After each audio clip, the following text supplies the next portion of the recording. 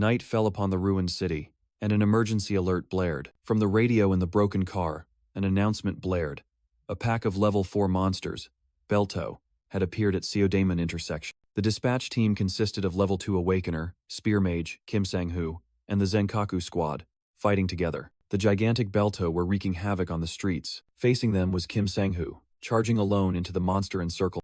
The monsters raised their long necks, preparing for a sonic attack. Their piercing screams echoed throughout the area. Kim Sang-hoo grimaced in annoyance. With a dozen of these, my eardrums are about to burst, he roared, unleashing a stream of purple lightning energy from his spear. The attack shot straight into a Belto, but it seemed insufficient to wipe out the entire pack. Suddenly, Kim Sang-hoo uttered a name in astonishment. Ra? The monsters simultaneously turned towards a dazzling light source that had just appeared. A colossal pillar of light descended, engulfing the entire pack of Belto in an instant. Kim Sang-hoo was stunned, unable to believe his eyes. What? His female comrade appeared, exclaiming in admiration, "Captain, just as expected from you, taking down so many Belto with a single blow." He coldly denied. "It wasn't me. I'm not a dealer specializing in wide-area attacks like the Blade Queen." They looked at each other, confusion clearly visible on their faces. "Were there any other Awakener units dispatched here besides us?" "No, I haven't heard anything," Kim Sang-hoo muttered. "Strange. As far as I know, no one in this entire country possesses this level of power." The girl pointed out the strangest thing. "They hunted them but left behind the magic stones? That's the most valuable part." "Damn it, what the hell is going on?" Kim Sang-hoo mused. "Such clean cuts, definitely an Awakener, at least A-rank power, and they vanished without a trace. What was their objective?" He ordered, "For now, collect the magic stones and contact headquarters to call in the corpse disposal team." The female warrior replied, "Understood, Captain." Suddenly, Kim Sang-hoo paused as if he had discovered something. His gaze was drawn to a nearby building, a restaurant with a name that couldn't be simpler. "Restaurant," he muttered. If that strange fellow who only carved out the Belto's breast meat had been careless, their corpses could have ended up over here. The owner is truly lucky. Kim Sang-hoo turned away, but then an idea struck him. "Let's go. I suddenly feel like having a drink." The scene shifted to two small birds chirping on the roof of a car. In a nearby alley, a black-haired young man was walking down the stairs, running a hand through his hair. He quickly wiped the sweat from his face with a towel. The young man headed straight for the main door of the very restaurant that Kim Sang-hoo had just noticed. Inside, he leisurely turned on an old record player. Then he placed a pan on the stove, preparing his meal. His gaze focused on a large slab of meat, today's main ingredient. He gently placed his hand on the monster meat, next to sprigs of rosemary and fresh garlic. The young man stood with his hands on his hips, silently admiring his handiwork. He wondered, "Did I end up cutting a bit too much Belto meat?" he thought to himself. "By now, the Belto corpses must have been cleared away. Or maybe I should make some jerky." Suddenly, a knock on the door sounded along with an unfamiliar voice. "Is Kang Cheol-ho here?" A man in a suit stood at the door. "I'm from the Awakener Association. Are you Kang Cheol-ho?" The young man calmly replied. "Yes." The association member began. "The thing is, a pack of Belto attacked this area earlier. Fortunately, they were dealt with quickly, but I'm sure you were quite startled." In response to the association employee's inquiry, Kang Cheol-ho casually remarked that monster attacks were an everyday occurrence. The employee sighed in relief. "Fortunately, this area is sparsely populated, so the damage was negligible." Suddenly, he paused, seemingly drawn in by an unexpected aroma. "Ah," the employee took a deep breath. "What a wonderful smell." Kang Cheol-ho merely shrugged. "Well, this is a restaurant." Tormented by hunger, the employee immediately asked for breakfast, and Kang Cheol-ho happily agreed. The doorbell chimed as the employee stepped inside, and he couldn't help but be surprised by the interior space. He exclaimed in astonishment, "This place is like a restaurant from a movie, from before the gates appeared." When asked about the menu, Kang Cheol-ho walked into the kitchen, explaining, "We don't have a menu. The dishes depend on the ingredients available each day." "So, is there a special dish?" the employee asked curiously, while Kang Cheol-ho replied mysteriously, "You could say that." With an enigmatic smile, he announced, "Today's menu is Belto steak." The association employee froze, stammering in reply. Belto? In his mind, the image of Spear Mage Kim Sang-hoo bravely taking down the monster pack earlier appeared. Kang Cheol-ho casually confirmed while cooking, "That's right, thanks to them, I got a lot of fresh, delicious Belto meat." Excited by the unique dish, the employee was also nervously wondering if he had enough money to pay. Under the kitchen lights, Kang Cheol-ho skillfully sliced the monster meat with professional precision. As the steaks were being seasoned, a distant memory suddenly flooded back. 30 years ago, a younger Kang Cheol-ho appeared. his youthful face tinged with panic and fear. When I woke up, his voice echoed in the flashback. I had been summoned to another world. Before the young man's eyes back then was a brutal battle for survival, facing roaring dragons and endless hordes of monsters. After gaining power that surpassed even dragons, I finally defeated the Demon King and claimed the ultimate victory. And by a stroke of fate, I was able to return to Earth. But the soul I once knew was no more. During the 30 years I was summoned to another world, I fought the Demon King and monsters until I was sick of it. I mastered their characteristics and weaknesses, and now I can deal with them perfectly. But upon returning and seeing everyone protecting the world in their own way, I wondered if I needed to intervene again. The era has become like this. It's done. The Belto steak was served, astonishing the association employee. Wow, this dish, he thought to himself. I only planned to grab a quick bite and leave, but this is unbelievable. Let's try a bite. The explosive deliciousness made him open his eyes wide in shock. This is so juicy, he exclaimed, feeling all his morning stress melt away. Ah, this isn't the time to think, he told himself, hastily enjoying the meal. He ate heartily, deciding to go all out today. Sir, could I get another Belto steak? He asked after clearing his plate, and Kang Cheol-ho silently agreed. Phew, that was delicious. The employee sighed contentedly, then called out, The bill, please. Kang Cheol-ho replied, I don't charge first-time customers, which stunned the employee. No way. It was so good. The customer from the association smiled contentedly. Thanks to you, all my fatigue today has vanished. I'll be visiting often, so I want to pay. Kang Cheol-ho simply smiled gently in response to the customer's enthusiasm. The employee placed a $10 bill on the table. Then, just $10. Is that all right? On his way out, Jae-woo Choi turned back. Thanks for the meal. Oh, by the way, he sincerely advised, please be careful. These days, ordinary people like us have it tough. If monsters appear, evacuate immediately. Handing over his business card, he said, This is my card. This place is still very dangerous. The business card read Jae-woo Choi, Patrol Unit. If anything happens, please call me. Kang Cheol-ho muttered as the customer left. A difficult era for non-awakeners, huh? He thought to himself, not a bad person. Live long, Mr. Civil Servant. After seeing off the customer, Kang Cheol-ho began preparing his own dinner. He took a bite and nodded. Just as expected. Truly delicious. Somewhere, in a dilapidated room, a mechanical owl silently observed. Kang Cheol-ho stretched, feeling that a day of business had ended smoothly. I'll have a drink and then go inside. He looked at the colorful eggs. Maybe I'll make some snacks with the Belto eggs I bought earlier? Suddenly, the doorbell rang, making him turn around. A stranger with fiery red hair walked in, his eyes full of purpose. There you are. Kang Cheol-ho narrowed his eyes at the uninvited guest. The red-haired man growled, his eyes flashing with anger. I've come to get my things back. Memories from a few hours ago flooded back, when he was at the Seodaemon traditional market. Amidst the bustling crowd, he recalled why this world had to rely on monsters for survival. Kang Cheol-ho mused that even though artificial food was sufficient, monster ingredients remained a renowned commodity. Thanks to this, the Seodaemon monster market became increasingly bustling, where he was reminiscing about his shopping trip. The vendor admitted that the newly appeared Belto eggs were very difficult to distinguish from other types with the naked eye. To be sure, Kang Cheol-ho quietly activated his special ability, Detect Eye.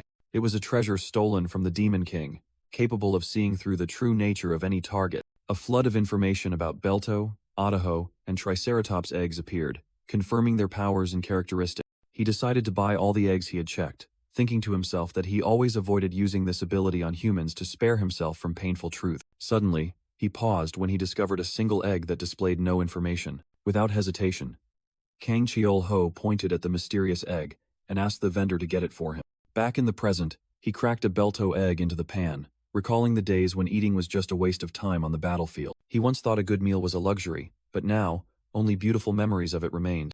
The Belto scrambled eggs were complete, a simple recipe with Belto eggs and cowhall milk. The aroma of the dish took him back to the past, to simple meals with his comrades on the smoke-filled battlefield. Kang Cheol-ho bit into a sandwich, savoring the rich taste of the eggs and the familiar soft texture. Truly delicious, he murmured to himself in the quiet space, closing his eyes to reminisce. The dear faces he could no longer meet began to appear, making him wonder if he had grown old. His thoughts returned to the mysterious egg that Detect Eye couldn't read. He knew that dragon treasures were created from their own power, so it couldn't affect its own kind. He touched the blue egg, and a bold hypothesis emerged. Could this be a dragon egg? Just as he was engrossed in thinking about what to make from the precious egg, a silhouette kicked open the door and burst in. Kang Cheol-ho turned around, facing the red-haired intruder who asked, "Is this a restaurant?" The red-haired young man growled, clenching his fist. "I've come to retrieve what's mine." He pointed directly at Kang Cheol-ho, stating firmly, "So it's here." Kang Cheol-ho's eyes glowed purple as he thought, "I can't get any information about this kid. And if he's looking for this egg..." Kang Cheol-ho suddenly asked directly, "Are you a dragon?" Struck by the truth, the red-haired young man was stunned, while Kang Cheol-ho calmly remarked, "It's surprising that this world also has dragons. I had my suspicion." Rage flared, and the stranger's entire body was engulfed in flames as he yelled, "How do you know my identity?" The flames spread, burning the tabletop, and he roared, "Answer my question, human." Kang Cheol-ho calmly explained, "I have no intention of fighting. I possess an artifact called the Detect Eye, and information about dragons is the only thing I cannot see." The red-haired young man froze, his mind reeling. The Detect Eye.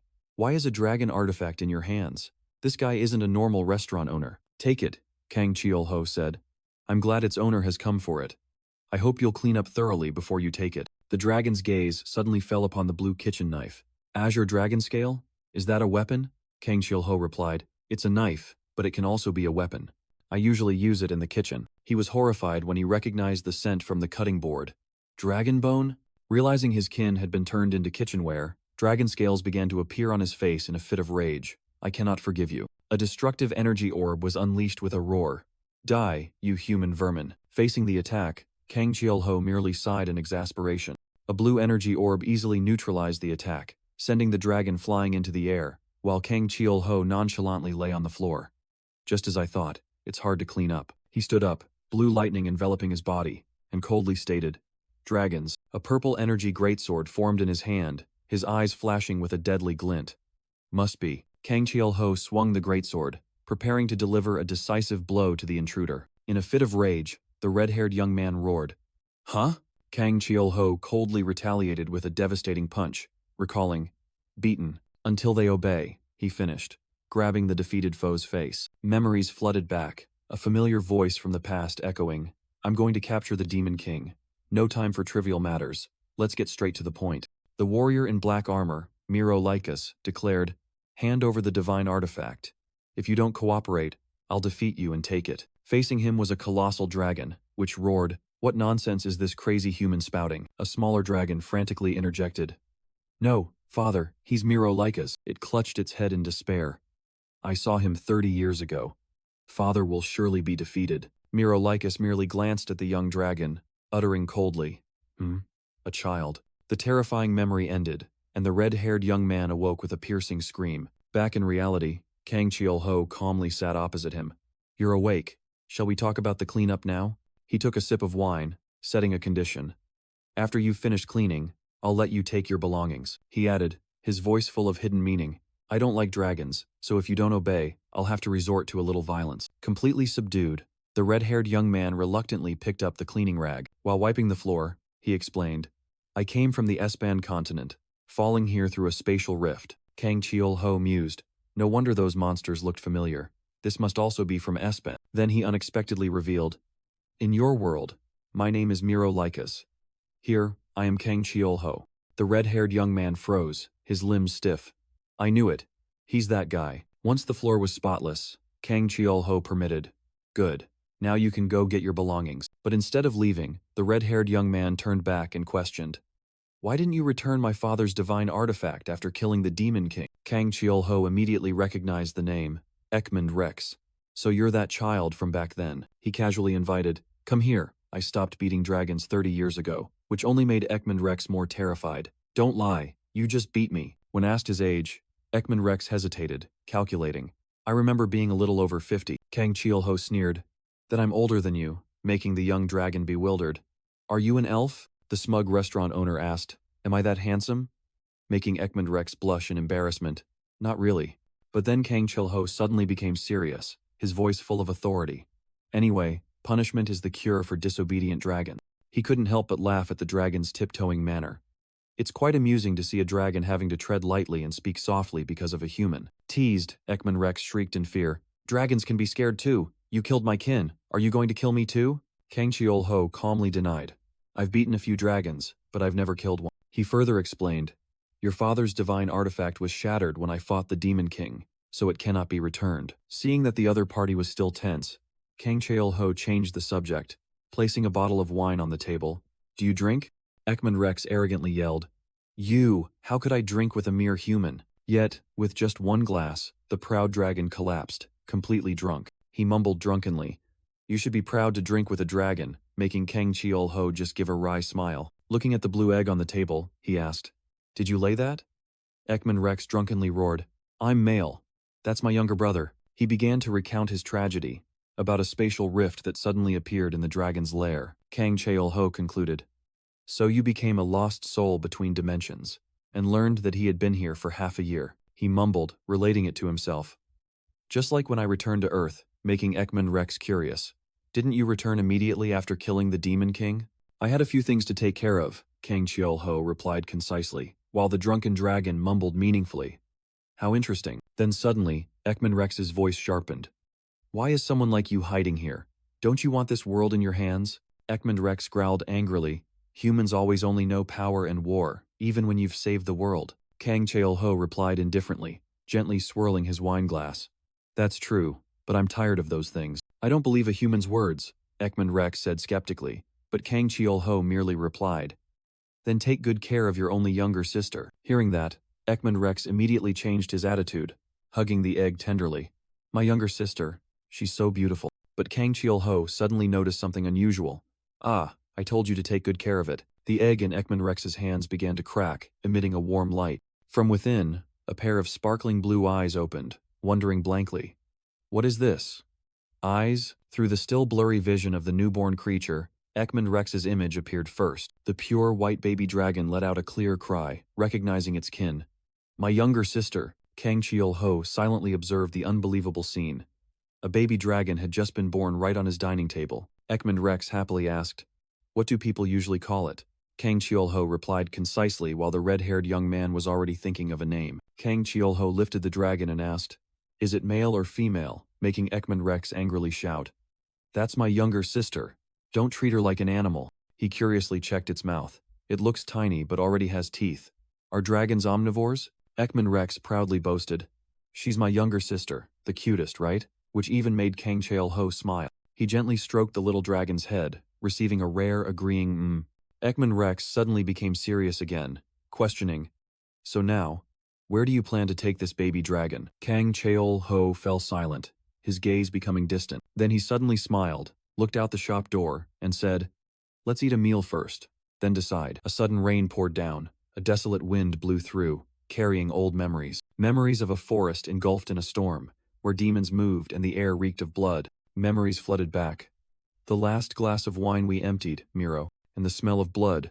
I am still alive. Back in reality, the baby dragon shrieked as the fork aimed for its steak. Ekman Rex awkwardly asked, Are you going home now? How much does a meal cost? Kang Cheol-ho replied casually, $10. But you can leave without paying. Is something wrong? Ekman suddenly stood up, pressing, Do you offer lodging? But only received a blunt reply. No. Slumping back into his seat, Ekman looked truly pathetic, making Kang Cheol-ho involuntarily ponder the loneliness of a lost dragon. Moved by the understanding, Ekman slammed a gigantic magic stone onto the table. I'll give you this. That's a level 4 magic stone, very valuable even in this world, the dragon young man explained. Kang Cheol-ho couldn't help but laugh, making Ekman Rex furious. Why are you laughing? Meanwhile, the baby dragon cried out for food again.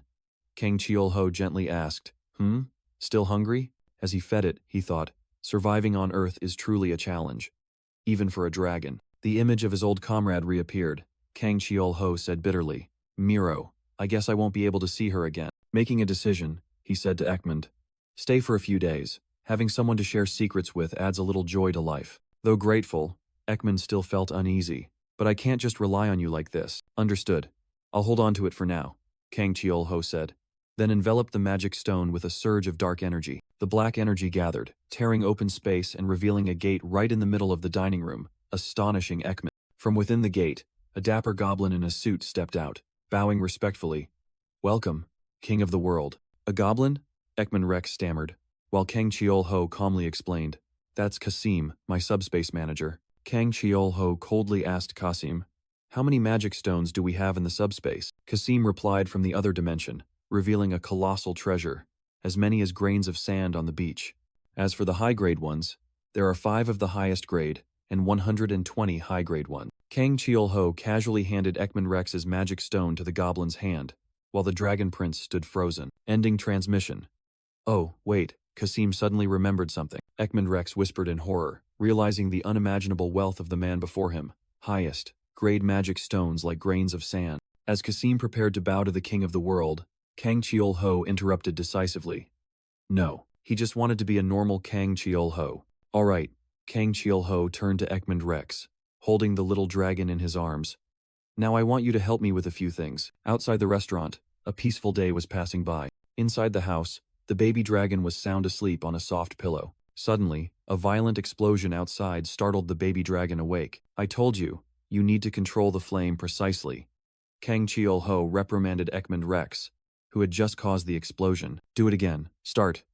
Kang Cheol-ho commanded, and this time, a perfect flame was exhaled, enveloping the meat skewer. The meat grilled with dragon's breath was perfectly done, emitting a rich aroma. Ekman Rex curiously asked, "The sword you drew just now, it's not a normal weapon, is it?" Memories flooded back. Ekman Rex recalled that it was Rekefel's axis, a divine weapon created by the greatest dwarf artisan. Why would you use a priceless treasure for meaningless cooking?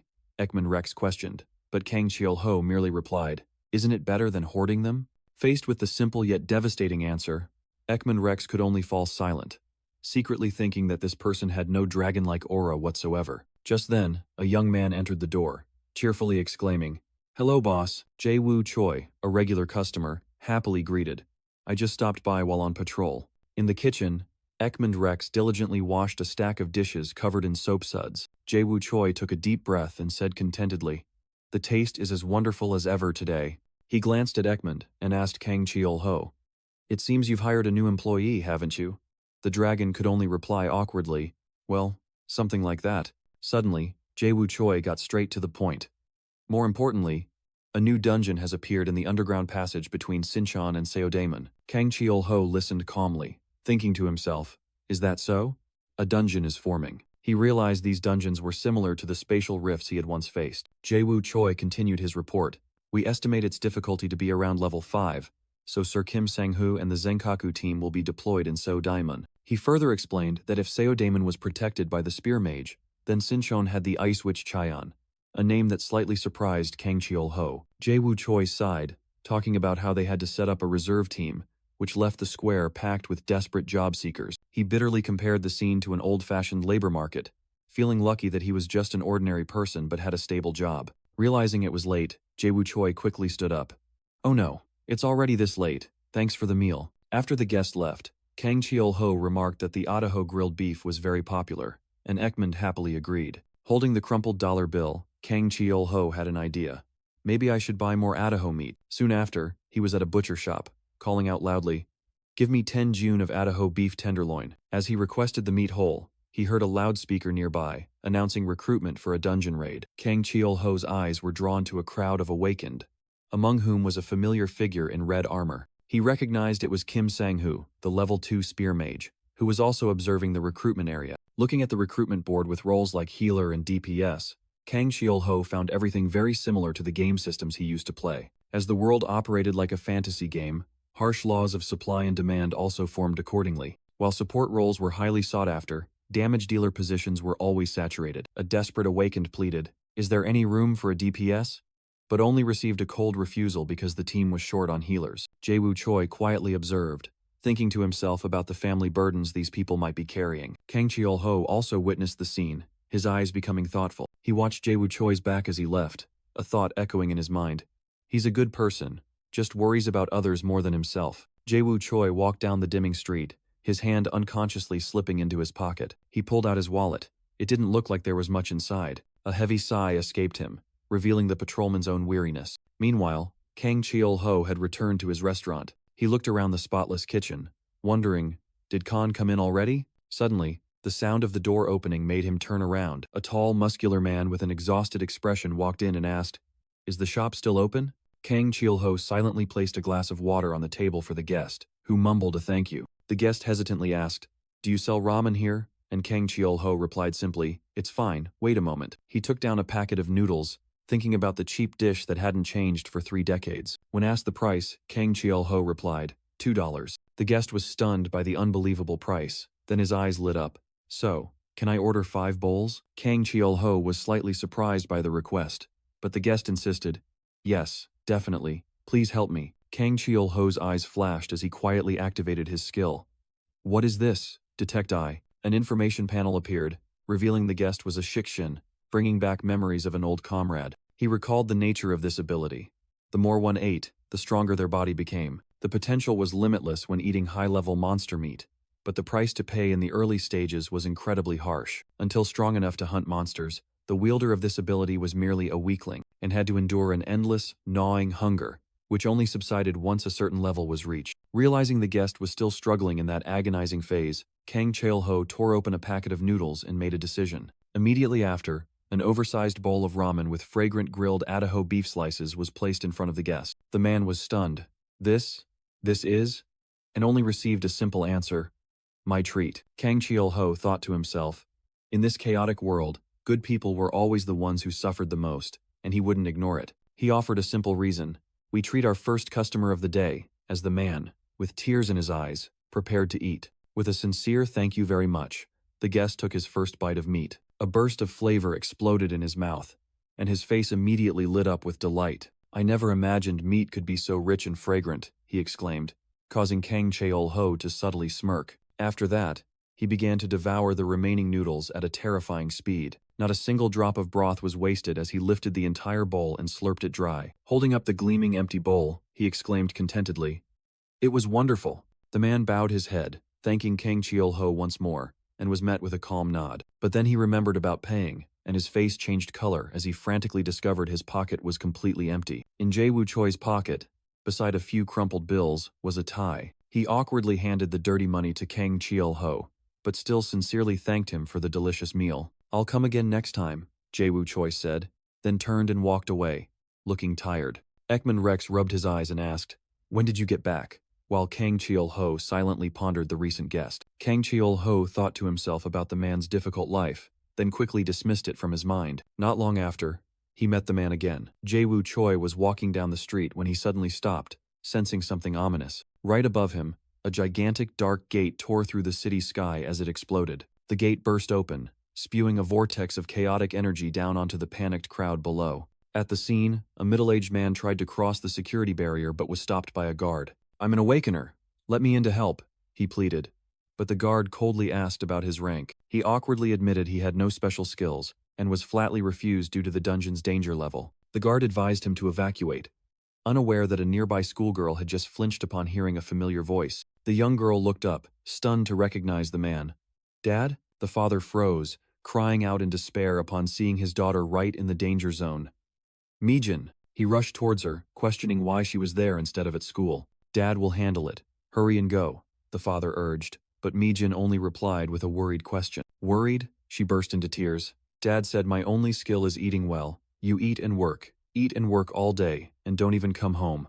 Do you really think rushing into the middle of all these injured people is worth it? I told you I needed money, so I came out to earn a scholarship, Mijin yelled, pushing her father away and insisting, just evacuate. Mijin collapsed, staring in shock at her father's tie lying on the ground. Dad doesn't even have a decent weapon, she thought despairingly. Just then, an awakener with legs glowing with energy stepped onto the scene. Led by Kim Sang-hoo, the professional raid team advanced, sweeping past the father and daughter. A female commander loudly declared, Raid complete. Healers, focus on treating the injured. Hearing the call, Mijin cast aside her fear, replied, yes, and rushed forward. Amidst the chaotic scene, words of gratitude echoed, acknowledging the sacrifices of the awakeners. Meanwhile, elsewhere, Kang Cheol-ho quietly wiped his kitchen knife, pondering the power classes. This system divided power into 5 master tiers, with special schools to train the new generation. After mastering the first class, one could choose a second path for themselves. Possessing 2 power classes was a rare feat, enough to be ranked among the association's elite. So,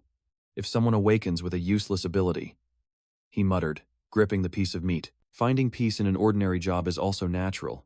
His thoughts drifted to the father and daughter who were leaving, but Kang Cheol-ho was different. He recalled, the 6th class. In the final battle, I mastered it. He sighed. Nothing new since then. Perhaps this is my limit. Suddenly, a red-haired woman burst in, frantically calling his name. Miro, no, Cheol-ho, something big has happened. She explained that the baby dragon, Kuel, had suddenly learned to speak. Come on, Kuel, say Papa, the woman said, bringing the little dragon towards Kang Cheol-ho. To everyone's astonishment, Kuel happily waved and called out loudly, Papa, Papa. Kang Cheol-ho covered his mouth in surprise as the little dragon Kuel babbled. It can talk. He cleared his throat, trying to stay calm. Isn't the name a bit too Korean? It even named itself Kuel, even though it was born in this world. Ekman Rex happily picked up Kuel, boasting, Hear that? This dragon calls me Papa, leaving Kang Cheol-ho speechless as he replied, Yes, I heard.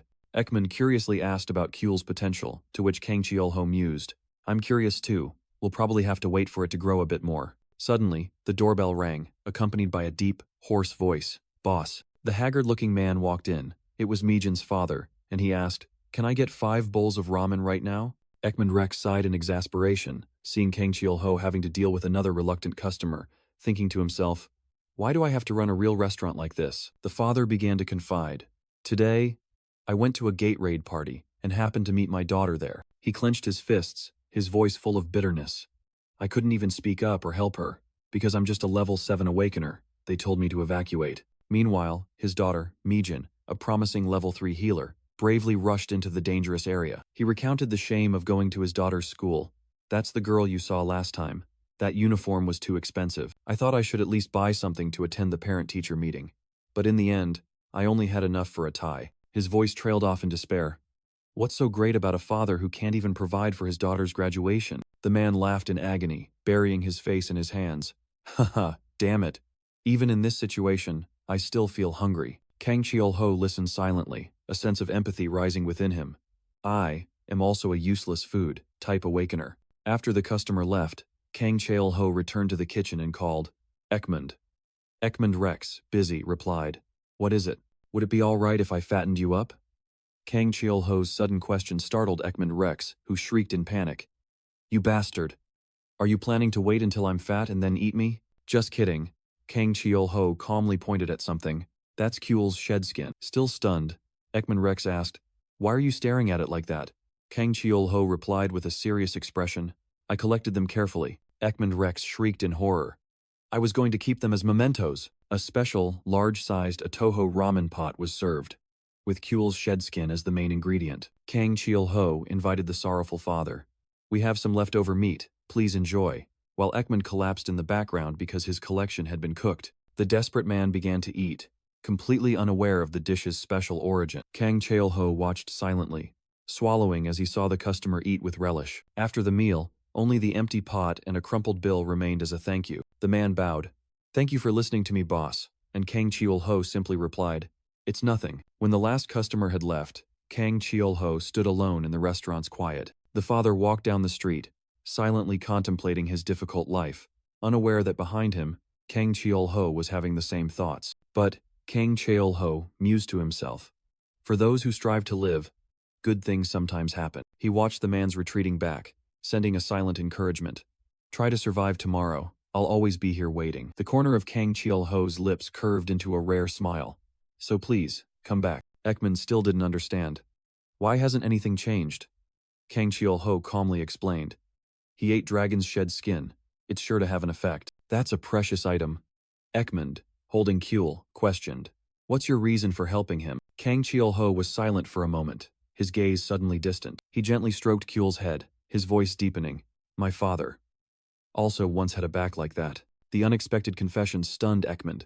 It turned out the world conqueror also had a father. Meanwhile, the man had arrived home, opening the door to his dark apartment. Moonlight illuminated the sleeping figure of his daughter, Mijin, on the bed. In the quiet room, the father whispered about the tie his daughter had picked up, his heart heavy. Mijin cried in her sleep, her choked dad blending with an apology. The father gently stroked his daughter's head, comforting her. It's okay, I'm sorry too. He poured out his heart about his own shortcomings, about a life he couldn't make complete for his child. But he affirmed an unchanging truth while pulling the blanket over her.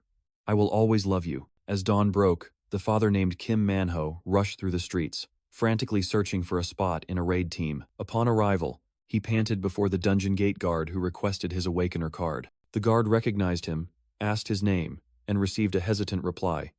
Kim Manhwa. Memories of the incident at the Yeongdongpo dungeon flooded back, when he was the one who collapsed midway. Despite concerns about the risks, the guard still allowed him to join, advising him to do his best. Recruitment complete, the entire team headed towards the dungeon gate, which was emanating dark energy. At the same time, elsewhere, Kang Cheol-ho leisurely walked down the stairs. He calmly walked past a parked truck. A Zenkaku team bus sped past right in front of him. Kang Cheol-ho paused, a vague sense of unease suddenly rising within him. Back at the scene, the gate suddenly mutated, and malevolent energy erupted violently. Inside, Spear Mage Kim Sang-hoo frantically yelled, "Damn it, the gate has closed." Amidst the chaotic crowd, Mijin desperately screamed her father's name upon hearing that the Mana Crystal Company team was trapped. Under everyone's horrified gaze, especially Mijin's, a hidden boss seemed to have appeared, swallowing all hope. Kim Manhwa took his first step into the dungeon, a primeval forest fraught with danger. As commander, he rallied the clear-out team.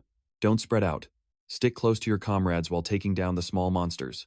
Let's go." Immediately, a dinosaur monster lunged out from the bushes, aiming straight for Kim Manhwa. It quickly changed targets, biting another team member amidst a piercing scream. In the midst of battle, Kim Manhwa suddenly realized his body was unusually full of energy, feeling neither hunger nor fatigue. "What is that?" a red-haired female comrade exclaimed in horror, her eyes fixed on the sky. A gigantic, abyss-black crack was tearing through the space inside the dungeon. Sensing the terrifying threat, the other team members began to scatter and flee. A colossal foot descended upon the ground, shaking the entire forest. From the crack, a hidden boss emerged, letting out an earth-shattering roar, making Kim Manhwa yell, "Damn it, it's the hidden boss." The man's face turned pale, horror evident as he realized he was facing death. A female comrade, running, explained in despair that when a hidden boss appears from a spatial rift, the clear-out team will almost certainly be wiped out. Kim Manhwa muttered the legendary monster's name. "Tigrex? It's coming! Hurry!" the red-haired girl yelled, trying to pull him away. But Kim Manhwa stopped, sweat pouring down his face, yet his eyes gleamed with a determined light. His gaze was no longer on the boss, but fixed on the sparkling magic stone on the corpse of the recently defeated monster. He thought to himself, if only he had this B-grade stone, he could buy Mijin new clothes and let her eat better food. "Hey, are you crazy? Get over here!" another comrade yelled from a distance. Despite everything, Kim Manhwa reached out towards the magic stone, determined to gamble his life. If only I had this. The Tigrex charged, its colossal jaws ready to swallow Kim Manhwa whole. An incredibly powerful force flung him far away, his body crashing mercilessly. In that moment, he bitterly realized, this is the pathetic state Mijin talked about. Even until the very last moment, I was still so foolish. The chaotic scene outside the gate flashed before his eyes. Memories flooded back, showing his beloved daughter sobbing in her sleep. Then came Mijin's radiant smile on her first day of school, and the innocent appearance of the little girl when she was young, and the tears of the motherless child at the funeral. He vividly remembered his daughter's tiny form on the day she was born. A whisper echoed in his ears, "Dad, I'm sorry. I can't die like this." He gritted his teeth. "I can't leave Mijin alone in this world." Kim Manhwa struggled to his feet, facing the monster. "I told you I can't die here." The Tigrex roared, claws digging deep into the ground, preparing for the kill. It lunged forward like an arrow, determined to devour its stubborn prey. But this time, the man didn't back down. Absolutely not. He let out a resounding roar, defying even death itself. "I can't die now." A punch enveloped in a blazing red aura suddenly stopped the monster's fangs. Energy surged around his fist. An unprecedented power was awakening. From a distance, another survivor was stunned. Is that a rank up? Kim Manhwa, engulfed in a blazing red aura, wondered, "Did I just block the hidden boss?" The newly awakened power made him no longer feel pain or hunger. For the first time in his life, he felt such an intense surge of vitality while facing the colossal monster. Barehanded, Kim Manhwa stopped the Tigrex's devastating bite. The terrifying recoil force sent the monster flying backward. He tensed his body, his feet digging deep into the ground, determined to hold his stance. Sweat poured down, but the father's will remained unyielding. "I'll keep holding on like this." Just then, an elite team of awakeners led by Kim Sang-hoo arrived at the scene. "The hidden boss is over there," a team member exclaimed in horror, pointing. The entire team was stunned by the sight of a lone man holding back a Tier 1 Tigrex. Kim Sang-hoo couldn't hide his admiration. It seems so? What an incredible man. While Kim Manhwa poured all his strength into it, the spear mage had the idea of getting to know him. A system notification appeared, confirming Kim Manhwa's rank up and superior abilities. Kim Sang-hoo began to analyze the Shikshin ability, a special kind of damage-dealing tanker. Elsewhere, Kang Cheol-ho mused. The problem was that not everyone understood the value of this Tier 3 ability. The battle ended. Kim Sang-hoo helped the exhausted hero and thought about returning. At the same time, at Kang Cheol-ho's house, the baby dragon Kuel let out a big yawn. The radio blared breaking news. Level 7 Awakener Kim Man-ho had single-handedly defeated the hidden boss Tigrex. Newspaper headlines praised the father who had spectacularly ranked up, becoming the hero of the conquest. The Awakener Association announced they would correct their erroneous assessment and award a large prize, causing Kuel to jump into Kang Cheol-ho's arms in surprise. Kang Cheol-ho remarked that Kuel seemed heavier, while the little dragon affectionately called him Papa. "I am not your father," Kang Cheol-ho coldly denied, but Kuel still pouted in response. "You are Papa." Helpless against such cuteness, he could only sigh as the next news report played on the radio. The news reported on a petty thief rampant in Seodaemun-gu, causing headaches for merchants. This thief was obsessed with sparkly things in food, especially low-level magic crystals, making Kuel look extremely suspicious. "A petty thief who likes sparkly things and food. Huh," Kang Cheol-ho muttered, while the real culprit was secretly at work. Kuel innocently offered him a cup of water, making Kang Cheol-ho turn back with a questioning look. "Don't drink that water, Kang Cheol-ho." Ekman Rex suddenly burst in, shouting in horror. With a horrified expression, Ekman explained, "That water contains a lot of germs." He recounted that Kuel had just learned about wells in a picture book, and how people drew water from them to drink. Kang Cheol-ho's face darkened as he realized that, in Kuel's eyes, the toilet bowl and the well looked quite similar. At another time, Jae-woo Choi was enthusiastically enjoying kakakdugi. "Boss, this is really delicious. Did you just make this batch?" Kang Cheol-ho casually revealed. "Recently, I acquired some good ingredients from the Sinchon area." The restaurant door opened as a regular customer cheerfully walked in. "Hello, boss." Jae-woo Choi stood up and introduced. "Welcome. I'm here with a friend today." He proudly pointed to his companion. "This is Captain Kim Sang-hoo." "Hello, I've heard much about you," Kang Cheol-ho politely replied, making Kim Sang-hoo secretly surprised by his courteous demeanor. Jae-woo Choi solemnly said, "Spear Mage, greetings, sir," and Kang Cheol-ho immediately realized they were from the Awakener Association. Kim Sang-hoo wearily greeted them, secretly complaining about the upcoming general meeting. Jae-woo Choi suddenly recognized his companion. "Oh my god. Is the person next to you the Shikshin?" He excitedly told Kim Sang-hoo about the glorious achievements of Shikshin Kim Man-ho. Kim Man-ho humbly smiled, attributing everything to his boss. Kang Cheol-ho replied amiably, "Not at all. I was just waiting for you to come to the restaurant." When offered ramen, Kim Man-ho happily agreed immediately. Seeing this, Kim Sang-hoo also decided to order a similar portion. As soon as the ramen was served, Kim Man-ho picked up the entire pot and slurped it down, astonishing Kim Sang-hoo. In the blink of an eye, the ramen pot was spotless, and Kim Sang-hoo admired. "You are truly amazing, sir." Kim Sang-hoo reminded Kim Man-ho that he needed to go to his daughter's school. Kang Cheol-ho also advised him to go, as Awakeners are always on active duty and should cherish their personal time. After Kim Man-ho left, Kang Cheol-ho smiled, remarking that their relationship didn't seem bad. Suddenly, he realized the space had become too quiet. Kang Cheol-ho turned around and saw Kim Sang-hoo had fallen asleep at the table. Drifting into sleep, Kim Sang-hoo began to float into a chaotic memory. In the flashback, he was furiously shouting at a stranger. "Hey, you crazy bastard. Are you out of your mind?" Provoked, Kim Sang-hoo's body erupted in fierce flames. From the fierce flames, a beast with sharp fangs materialized. The wolf-like monster let out a sky-shattering roar. In the quiet space of the restaurant, Kim Sang-hoo stirred awake from his nap. He sat up, realizing that the owner, Kang Cheol-ho, was still sitting in a corner reading the newspaper. Kang Cheol-ho said apologetically, "Goodness, it's this late already. There are no customers anyway. Would you like a proper meal?" "It's fine. I'm not hungry at all," Kim Sang-hoo replied. "Instead, could I have some alcohol?" Kang Cheol-ho answered from the counter.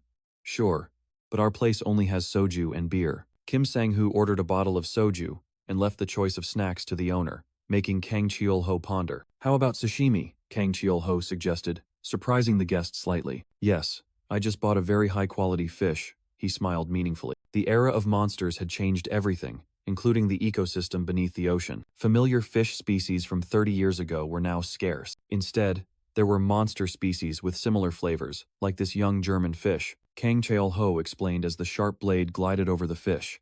"Its taste is like whitefish, similar to sea bass or flounder." As perfect slices of fish were cut, He secretly thought about how his palate had changed over the years. A plate of exquisite German fish sashimi was served, delicately arranged. Kim Sang-hoo looked at the dish emotionally. It's been a long time since I've had sashimi. Then, he slowly savored the first bite. A pure, gentle flavor spread, combined with crispy, shredded radish, washing away all fatigue. Seizing the moment, he downed a glass of soju while the flavor still lingered. Ah, a refreshing sigh escaped him, feeling as if he had been reborn. Now I feel like I'm getting off work for the first time this week, Kim Sang-hoo told Kang Chil-ho in the quiet of the night. Kim Sang-hoo smiled, enjoying the peaceful moment. This is my first break in 2 years. He recalled the endless battles, day after day fighting against monsters. Hordes of monsters continuously poured out from spatial rifts, giving him no moment of rest. Kang Chil-ho looked at the guest's spear, recognizing it as an adamantium weapon for high-level awakeners. Kim Sang-hoo remembered his youthful pride, believing that with just this spear, he could save the world. But the harsh reality had extinguished that confidence, making him realize he was just a grain of sand in a desert. I've been in Seodaemun for 10 years now, he stretched tiredly. It's truly exhausting. Kang Chil-ho mused, his reflection momentarily transforming into the warrior, Miro Lycus of old. On days like these, Kang Chil-ho said, it's best to just smile bitterly and drink a glass of soju. He reminded him, but you are one of the 5 protectors of Korea. That's very impressive. Kim Sang-hoo's tired reflection appeared in the glass of alcohol as he confessed the burden on his shoulders. Do any memories come back to you? Kang Chil-ho asked, watching Kim Sang-hoo drink amidst the rain. Kim Sang-hoo put down his glass, his gaze distant. Of course they do. Kang Chil-ho unexpectedly asked, do you know about the 9-tailed foxes? Memories flooded back, Kim Sang-hoo whispered. Come to think of it, it was raining that day too. In the pouring rain, a voice rang out angrily. Which idiot disturbed a sleeping 9-tailed fox? The past Kim Sang-hoo roared, it's gentlemen. Why would a level 2 awakener do this? That's what we're going to find out right now, he yelled, his body transforming into a fiery werewolf, to the astonishment of his teammates. Back in the present, Kang Chil-ho explained, creatures like the 9-tailed fox are divine beasts. The rule is never to disturb them. He concluded, they never attack first. But someone broke that peace. In Kim Sang-hoo's memory, he confronted a mysterious stranger amidst the city's cold rain. Hey, you bastard gentleman! What the hell did you do? Kim Sang-hoo roared, his anger exploding. The stranger remained silent, his icy gaze behind his glasses revealing no emotion. Captain! The desperate cry of a red-haired female warrior rang out as she witnessed a horrifying sight. A gigantic, fiery 9-tailed fox, like a nightmare, roared in the heart of the city. Form ranks. It's an unranked 9-tailed fox. The alarm was given at the presence of the divine beast. Without hesitation, Kim Sang-hoo ordered, assault team, advance. I'll go in with you. I'll lead the charge. He led the formation, rushing straight towards the waiting monster. The 9-tailed fox opened its mouth, gathering a destructive energy sphere, ready to incinerate everything. A terrifying stream of firepower was unleashed, dyeing the entire night sky red. In the eyes of a warrior, the image of destruction was reflected hauntingly. From a distance, a group of mysterious people silently observed the life or death battle. Don't look directly at the flames on its tail. You'll get hallucinations, Kim Sang-hoo yelled, but his teammates were already panicking. Captain, it's coming. A gigantic, elaborately decorated magic shield appeared to fend it off. The entire team braced themselves against the terrifying heat as the flames collided with their defenses. The red-haired female warrior poured all her strength into chanting a spell to erect a stronger shield formation. The magic barrier temporarily held the monster at bay, but it was only a matter of time. Suddenly, another warrior with a purple spear appeared, his eyes full of determination. He charged straight through his own teammate's defensive barrier, without a moment's hesitation. Now shut up! The spearman yelled, his sharp spear tip aimed directly at the 9-tailed fox. The unknown spearman delivered a decisive blow, his purple spear piercing directly into the 9-tailed fox's jaw. The fiery beast's eyes reflected extreme horror before fading out. Its pupils contracted, signaling the end of a mythical creature. The spearman's face was tense, sweat pouring down as he put all his strength into the attack. The 9-tailed fox let out a final roar amidst the sea of flames, its massive body disintegrating. Back in the present, Kim Sang-hoo recounted thoughtfully, the 9-tailed fox raid lasted all night. Finally, when we succeeded, amidst those heart-wrenching screams, I heard crying. A wounded fox cub, curled up in the rain, appeared in his memory. Kim Sang-hoo, in his old armor, was stunned as he realized. A cub? He explained. The eagle that guy released hunted and caught a 9-tailed fox. Kang Chil-ho listened intently as Kim Sang-hoo continued. That must have been a mistake. Even geniuses make mistakes. But we are not allowed to make such mistakes. he concluded with a stern expression. Kang Cheol-ho asked in surprise, "There was a cub?" and received the bitter reply, "Yes. Unfortunately, we eliminated it." Kang Cheol-ho placed a comforting hand on his shoulder, while Kim Sang-hoo bitterly stated that was how it ended. A noisy story in the media 2 years ago. "I think that was a good choice," Kang Cheol-ho remarked, making Kim Sang-hoo force a smile. Feeling he had said too much, Kim Sang-hoo stood up. "I'm leaving now, please bill me." He added, "Could you pack me a portion of the freshly served sashimi?" "Of course," Kang Cheol-ho replied. Then the scene shifted to a starry night sky. Kim Sang-hoo walked silently into the dark night, his back a lonely silhouette. His eyes reflected a complex emotion, the burden of the past still deeply etched. In a hazy memory, Kim Sang-hoo grabbed the culprit's collar. "You crazy bastard! You messed with a mythical creature, a cub?" he roared in the pouring rain. "Just saying mistake makes it okay? So many people almost died because of you.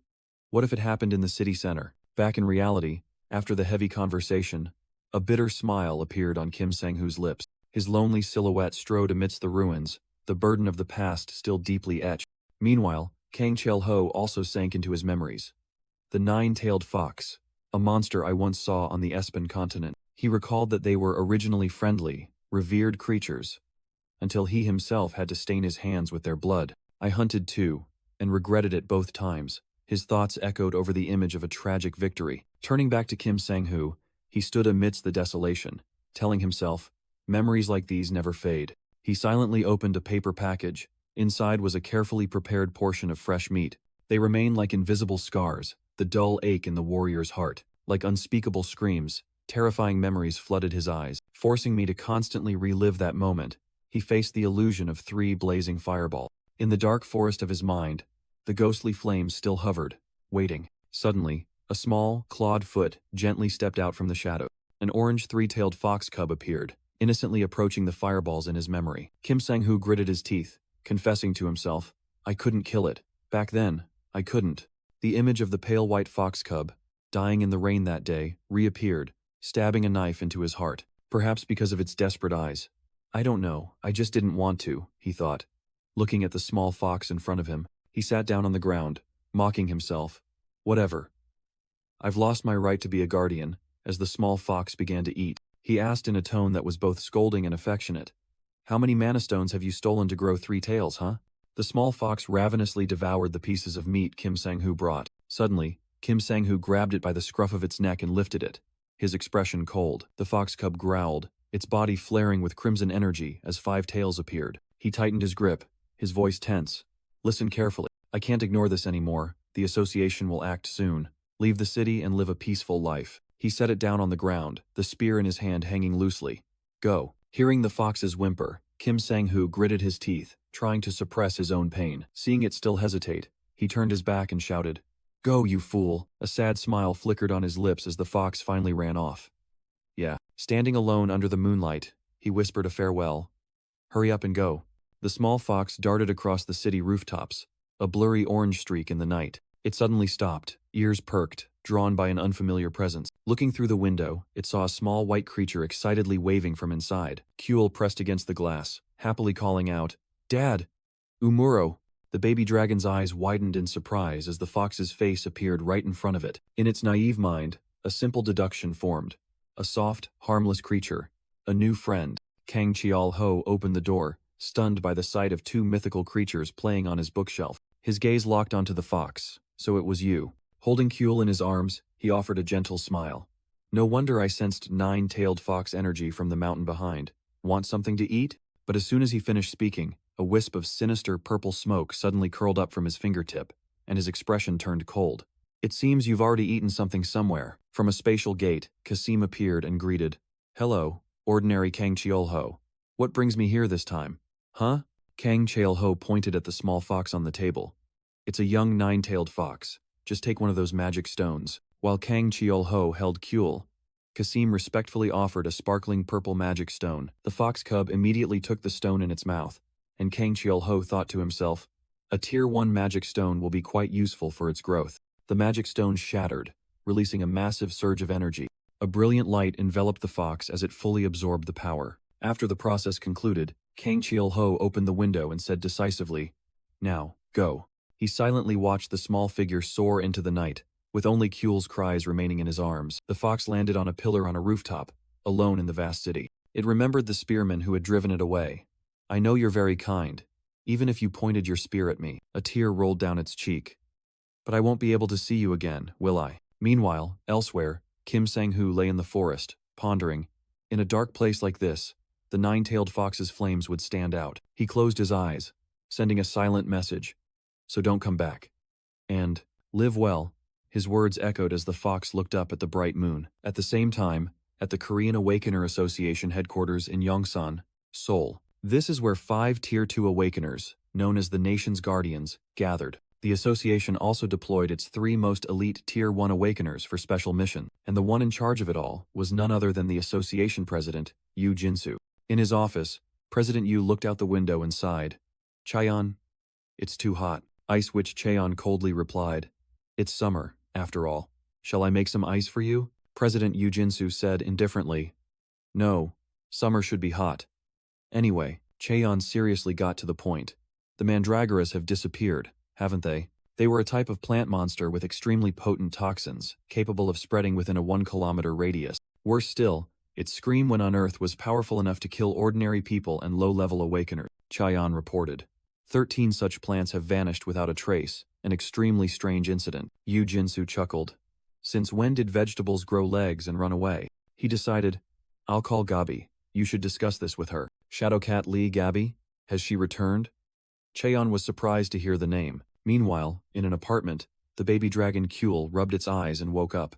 It sat on the chest of a sleeping Kang Cheol-ho, wondering where its older brother Ekmund was. With a gentle nudge, it began its mission to wake its master. Dad, Dad, it softly called while continuing to rub against his cheek. Kang Cheol-ho groggily opened his eyes, met with the small creature's radiant smile. Kule sat obediently, its eyes sparkling, waiting for something. Then, it diligently tried to climb onto the tall chair in the kitchen. With a single leap, the baby dragon conquered its objective. And then, it pulled out its morning gift, a giant mandragora. Kule proudly presented its spoils to its still sleepy master. Disturbed, the plant monster immediately opened its mouth and let out a piercing scream. But before the sound could spread, Kule calmly took a bite of its breakfast. Kule bit into the mandragora, ignoring its terrifying screams. Kang Cheol-ho looked at Ekmund Rex, thinking to himself, what a little rascal. After neatly finishing its breakfast, Kule rolled over and fell into a deep sleep, astonishing Ekmund Rex.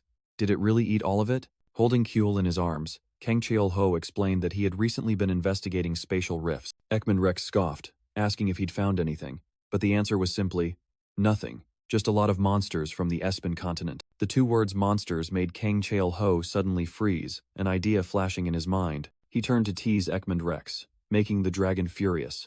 Dragons are a magnificent race. How dare you compare us to those creatures? But that statement made Kang Cheol-ho realize a terrifying truth. Dragons, or something even more dreadful, could absolutely pass through the rifts. Ekmund Rex instructed him to report any strange findings, and Kang Cheol-ho reluctantly agreed. Ekmund wondered why a grandmaster of the 6th realm like Cheol-ho couldn't control the rifts, but he simply replied that he didn't know where they came from. When asked how he returned to this world, he just smiled, promising a long story and saying he would tell it later. Ekmund Rex agreed, and Kang Cheol-ho decided he had to go to the market today to prepare for their talk. He thought to himself, when it comes to summer, it definitely has to be that dish. At the same time, on the outskirts of Sinchon, a massive energy dome still enveloped the entire city. Inside, Ice Witch Chaeyeon was investigating, but she muttered, as expected, there are no traces. She stood up, full of doubt. They told me to come here. Suddenly, a shadow flickered in and out among the green wisps of gas. Chaeyeon immediately sensed danger, condensing icy energy in her palm. But her opponent was even faster. A cold hand pressed directly against her face. Shadowcat Lee Gabi appeared from behind, easily subduing the Ice Witch with a triumphant smile. Lee Gabi looked directly at her opponent, speaking with full confidence. So you are the Ice Witch of Sinchon? Shadowcat Lee Gabi, a level 1 awakener, stood in the middle of the scene and admitted, I've looked everywhere, but there really aren't any clues. Seeing Chaeyeon seem timid, Lee Gabi interrupted. No need to be formal, just call me sister. You're really cute. Are you Sinchon's guardian? Lee Gabi continued to reassure her. All right, don't be nervous. How many years have you been doing this? Chaeyeon replied, This is my 10th year. She couldn't help but secretly admire her senior's aura. Looking up at the barrier in the sky, Chaeyeon thought in surprise. I passed through the barrier without leaving a trace. Is this the power of a level 1 awakener? Lee Gabi smiled kindly. I've met the previous guardian a few times, but this is our first time meeting, isn't it? Nice to meet you, I'm Lee Gabi. After the brief introduction, the two shook hands, officially beginning their cooperation. Lee Gabi got straight to the point. What's the situation? Chaeyon reported that 13 mandragoras had vanished without a trace from the sealed area. The two observed the scene from above. Lee Gabi asked, Who erected this barrier? Chaeyon replied, It was a level 4 awakener from our team. Lee Gabi crossed her arms and mused. If someone bypassed a level 4 barrier without leaving a trace, they must be at least level 3. We'll have to ask around among the mercenaries in Seoul. Which is the largest mercenary group here? Lee Gabi asked. Chaeyon immediately replied, It's the Temple Mercenary Corps in Seodaemun. Then let's go there first. I'm hungry too, so we can eat while we're at it, Lee Gabi decided. It's also a good chance to meet that spear-wielding kid. Meanwhile, elsewhere, Kim Sang-hoo suddenly felt his ears tingle. Who's talking about me? At the same time, at Kang Cheol-ho's house, Ekman Rex was enthusiastically cuddling Kyul. So incredibly cute. Ekman Rex wondered, who does our Kyul get her beauty from? Kang Cheol-ho replied coldly from behind the door. Her brother. Who else? Caught red-handed. Ekman Rex's face flushed with embarrassment. You! How much did you see? Ekman Rex stammered. Kang Cheol-ho replied curtly. From beginning to end, Kang Cheol-ho casually said, I don't think there's anything shameful about doting on your little sister. Ekman Rex could only turn away, coughing to hide his awkwardness. Kang Cheol-ho picked up half a watermelon and ordered, Fill that large pot over there with water. Ekman Rex was surprised. Oh, what's that? Kang Cheol-ho introduced the watermelon, a type of vegetable Ekman Rex had never seen. Ekman Rex blankly held the cleaned chicken, while Kang Cheol-ho explained it was an expensive type of livestock. Even I know what a chicken is, Kang Cheol-ho retorted irritably as he opened the refrigerator. We have them on the S-band continent too. He unexpectedly pulled out a writhing mandrake, making Ekman Rex exclaim, Where did you get that? I just picked it up while taking a walk. Kang Cheol-ho casually replied to the dragon's astonishment. He explained that mandrake is full of yin energy, which has a cooling effect on the body. Today, I'll use it as a side dish, he declared, while Ekman Rex began chopping vegetables. When asked what he was stuffing into the chicken, Kang Cheol-ho listed glutinous rice, garlic, mandrake, green onions. He gently placed the chicken into the simmering broth, promising that the samgyetang would soon be ready. Suddenly, the door opened, and a strange customer walked in, surprised. I didn't know there was a restaurant here. Following him were Lee Gabi and Chaeyon. Gabi cheerfully said, Hello, wow, it smells amazing. Kang Cheol-ho calmly invited them in, while Ekman Rex startled and greeted them awkwardly. The brown-haired man teased, Excuse me, boss. We have 2 freeloaders today. Then turned to call Ekman Rex's niece. Kang Cheol-ho invited them to try the samgyetang. Lee Gabi immediately brightened. Chicken? It's been ages since I've had any. Please excuse me, I'm a vegetarian. The brown-haired warrior spoke up, making Kang Cheol-ho ponder. Soon after, a lavish meal was served with samgyetang and mandrake radish kimchi. Chaeyon held a hot chicken drumstick, her eyes sparkling with surprise. She didn't hesitate to take a big bite, savoring the wonderful flavor. Delicious, she exclaimed, while her vegetarian teammate fell in love with the kimchi. The crispiest and most refreshing I've ever eaten. Witnessing that, Lee Gabi smiled at Kang Cheol-ho and asked, Are you a vegetarian? Put on the spot about vegetarian dishes, Kang Cheol-ho cleverly offered a dessert.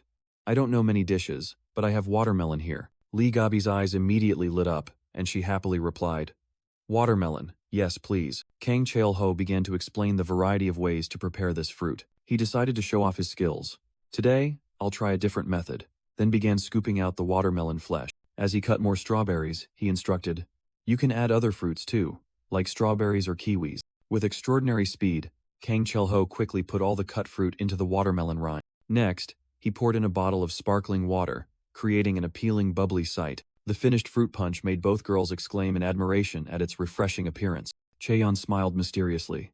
Well then, and used magic to create ice cubes from thin air. Kang Cheol-ho immediately realized, Oh, you're an awakener, as she introduced herself as the Ice Witch. Chaeyon looked embarrassed.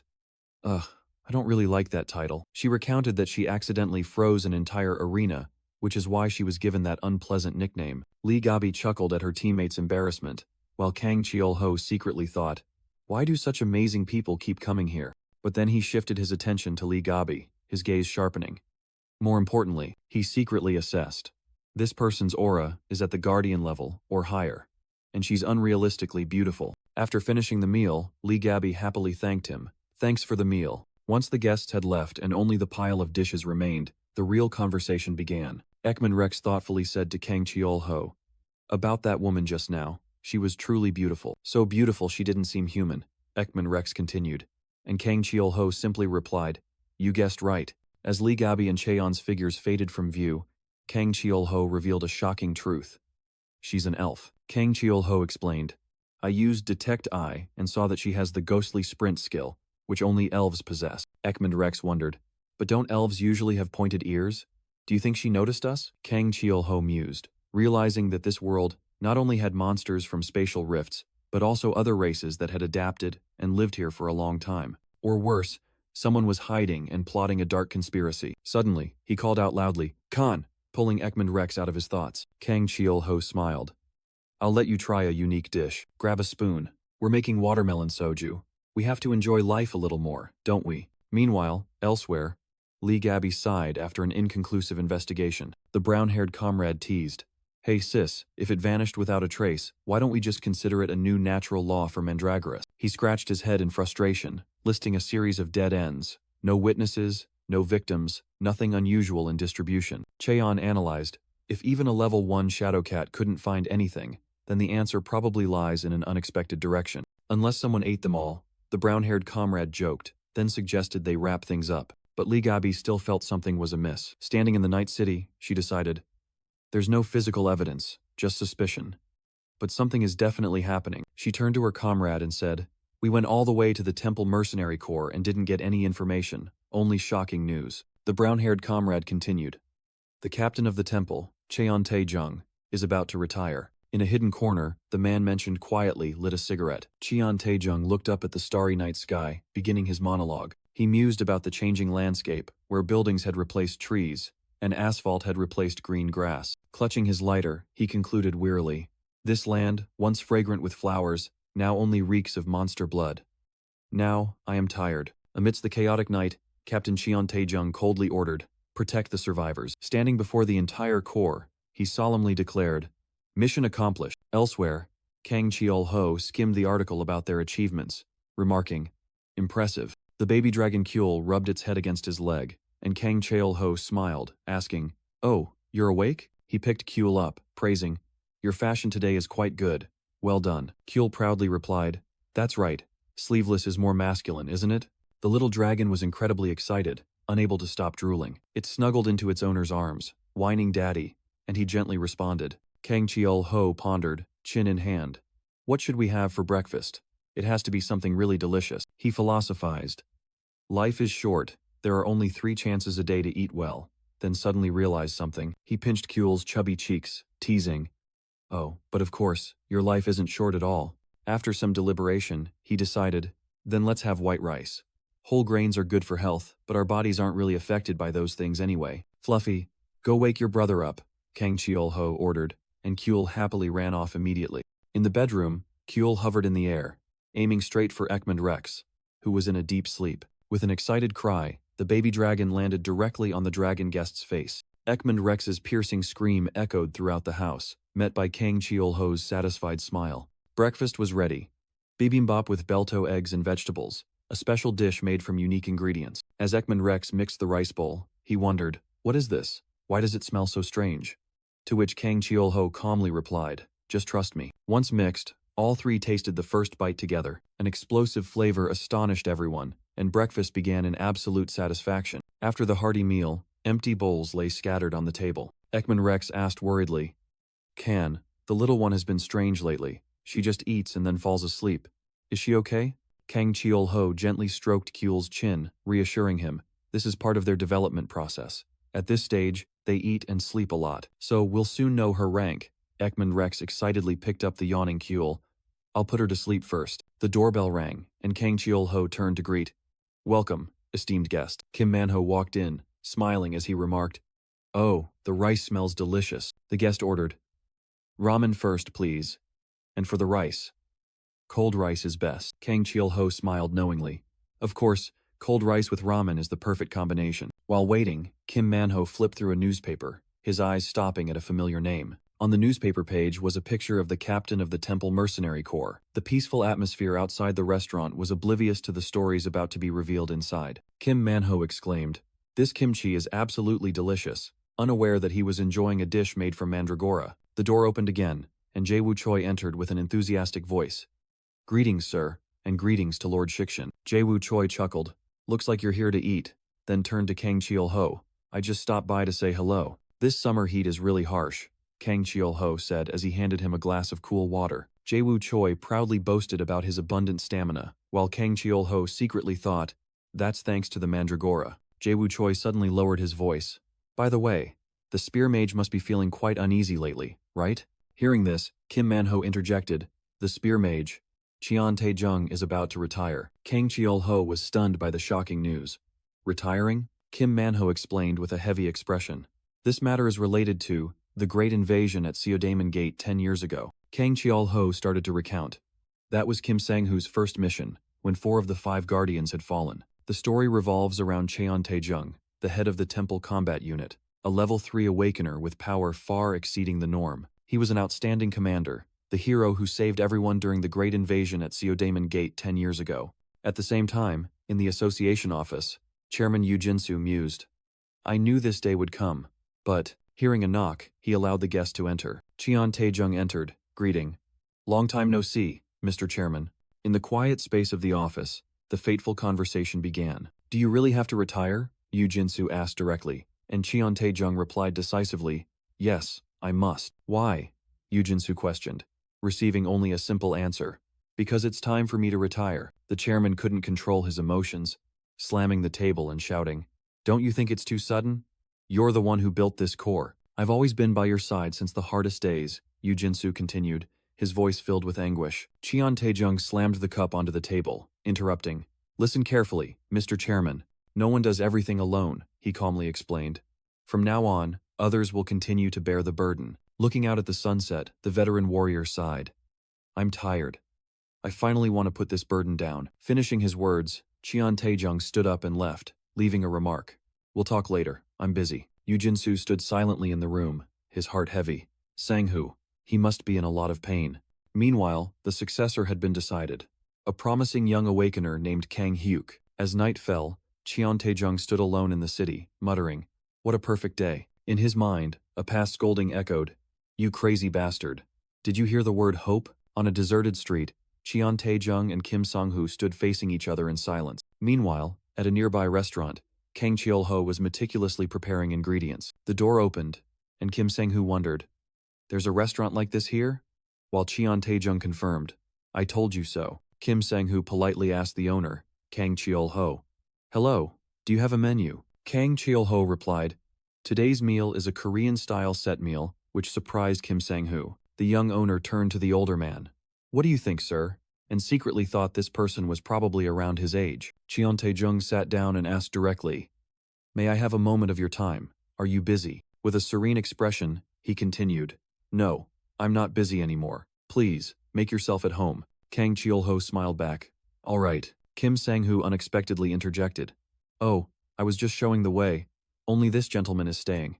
I'm busy, so I'll be leaving first." Cheon Tae-jung watched his juniors retreating back, saying apologetically, "I'm sorry, he's still young and naive." But Kang Cheol-ho was surprised. "What are you saying? He's a guardian." Lighting a cigarette, Cheon Tae-jung pondered. "When did he grow up so much?" He said apologetically, "Oh dear, I'm sorry. Is smoking allowed here?" But Kang Cheol-ho reassured him, "There are no other customers right now, please feel free." The aroma rising from the rice cooker made Cheon Tae-jung exclaim. "It smells so good," he explained. "It's the smell of cooked rice. It's been so long since I've smelled this." Kang Cheol-ho thoughtfully repeated the guest's words. "A nostalgic scent, indeed. Everyone has something to miss," Kang Cheol-ho thought to himself and decided, "Should I use that dish again this time?" He began preparing a special dish, a rustic, simple soybean paste stew. He explained his recipe. "I simmer it for a long time with just soybean paste and vegetables, no broth needed, creating a rich countryside flavor." Kang Cheol-ho skillfully prepared the side dishes, fried eggs, and grilled salted fish. A lavish traditional meal was served, with special ingredients from the dungeon world. Cheon Tae-jung took a deep breath, the aroma of the soybean paste stew evoking intense emotion. He carefully tasted the first spoonful of stew, the steam still rising. His taste buds exploded. Qian Taejung froze, exclaiming, "This is..." A spoonful of fragrant, sticky white rice was brought up, blending with the taste of memories. "It feels like home," Qian Taejung said emotionally, the taste of his hometown flooding back after 30 years away. He began to recount the story from 30 years ago, the first day he set foot in Seoul. Kang Cheol-ho agreed. "Indeed, time flies by in the blink of an eye." Qian Taejung mused, recalling the moment he left his hometown, thinking he would return soon, never expecting it to be a struggle for survival. In the chaotic night, an indelible memory of a life-or-death battle resurfaced. The Great Evacuation era 30 years ago, and the final invasion 10 years ago, bloody milestones in history. Back then it was the evacuation era, Kang Cheol-ho confirmed, listening to the guest's story. Memories flooded back to the first day monsters appeared, tearing through the sky and spreading terror. Cities fell, the world was engulfed in flames, and countless lives perished. Qian Taejung recalled the fateful moment.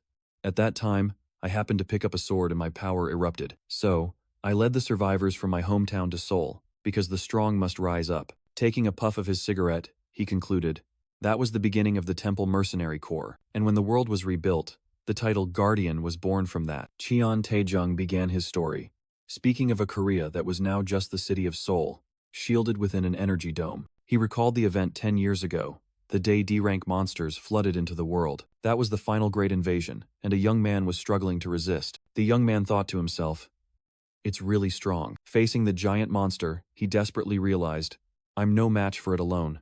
If this continues, I'll die." Extreme fear erupted in an internal scream. "I don't want to die." Just then, a figure rushed in, blocking the fatal attack with a katana. The strange man placed his bloodied hand on the young man's, his voice steady. "Wake up, kid." The young man trembled, astonished by the person who had just saved his life. He looked down at his hands, fear and the urge to flee consuming his mind, but the man said, "It's moving forward in moments like these that defines who you truly are. If you're a coward, you'll spend your whole life running." "What's your name?" the man asked, and the young man replied, "I am Kim Sang-hoo." "So you're the newly appointed guardian," the man realized, but Kim Sang-hoo could only stammer a warning. "Yes sir, behind you." With the scar now etched over his eye, the swordsman said, "Watch closely, rookie." He faced the roaring monster charging towards him, alone. A single slash was unleashed, radiating a brilliant light. The sword's path swept away all obstacles in its way. Amidst the rubble, Qian Taejung stood firm, declaring, "This is the path we forge ourselves," he concluded with a proud smile. Kim Sang-hoo gasped softly as he realized something. In his combat attire, he stood under the night sky, determined to carry out one last mission for his senior. Looking down at the quiet residential area, he murmured, "This place is beautiful, old man." He entered the forest, telling himself that this place must be absolutely safe, free of any monsters, because this is where that person will come, where that person will rest. Kim Sang-hoo affirmed, "For now, this is all I can do. I must ensure this zone of tranquility becomes a truly peaceful place." But then, a tear rolled down his cheek, and he gritted his teeth. Damn it. Collapsing to his knees, he bowed his head on his spear, desperately screaming in silence. Why isn't there a single monster? Under the moonlight, helplessness enveloped him. I can't do anything for him. Meanwhile, elsewhere, Qian Taejung questioned himself. Do you have any regrets? Putting out his cigarette, he answered himself. Every day is a string of regrets. I had to become perfect, to protect someone, to survive. At least, to get through the day, he mused about his burden. We are not allowed to make mistakes, because our mistakes will cost others their lives. Kang Cheol-ho quietly observed, realizing, I thought his thoughts were quite naive, but it turns out, he learned that from this person. He understood, such an effort to become perfect would ultimately destroy a person, yet he still trained an excellent successor generation. Kang Cheol-ho spoke up. I heard you're returning to your hometown. Cheon Taejung replied simply, yes. Cheon Taejung looked into the distance, empathizing. I think I can understand the time you've been through. I too have lived for everyone. As he was about to pull out his wallet to pay, Kang Cheol-ho spoke first. This meal is on the house. Cheon Taejung was surprised, and received a respectful reply. Our restaurant always offers free meals to those returning to their hometowns. Kang Cheol-ho smiled, thinking to himself, what a strange restaurant. Thank you for the meal, Cheon Taejung said as he opened the door. Please continue to look after that stubborn fellow later. He paused for a moment, asserting, he's already a good guardian. With a satisfied smile, Cheon Taejung proudly reiterated, yes, he has become an excellent guardian. I see him as my son. He hesitated, then turned away. Never mind. Standing outside the restaurant, Cheon Tae-jung smiled. It was a pleasant time, sir. The lone hero's silhouette strode down the empty street, the moon shining brightly tonight. Watching from the shop door, Kang Cheol-ho mused. Yes, old soldiers don't die. But they just fade away. His thoughts concluded as Cheon Tae-jung sped off on his motorcycle. Leaving the city, he stopped by the roadside, taking off his heavy helmet. Looking towards his hometown under the dawn light, he solemnly declared, I'm home. Meanwhile, in a distant place, Kim Sang-hoo stood silently on a cliff. Take care and live well, old man, he said, tearing up in a silent farewell. When Kim Sang-hoo left, the cliff returned to its inherent tranquility. A small creature with many tails suddenly appeared, whispering, so soft. It recalled both the human who just left and the mysterious creature, the one who gave me the sparkling stone, something soft that has never hurt me. Come here, it decided, following its instincts. The dawn light shone upon the town, signaling the arrival of a new, gentle human. Suddenly, Kang Cheol-ho found himself lost in darkness, echoing voices calling, Miro, Lantero, Miro. In the dark space of his subconscious, Kang Cheol-ho panicked as voices from the past echoed, Lantero, are you awake? His mind was disturbed, images shattering in a chaotic nightmare. Memories flooded back of Miro Lycus facing a powerful army and a terrifying summoned entity alone. From the center of the magic circle, a powerful voice rang out. Are you the one who summoned me to this dimension?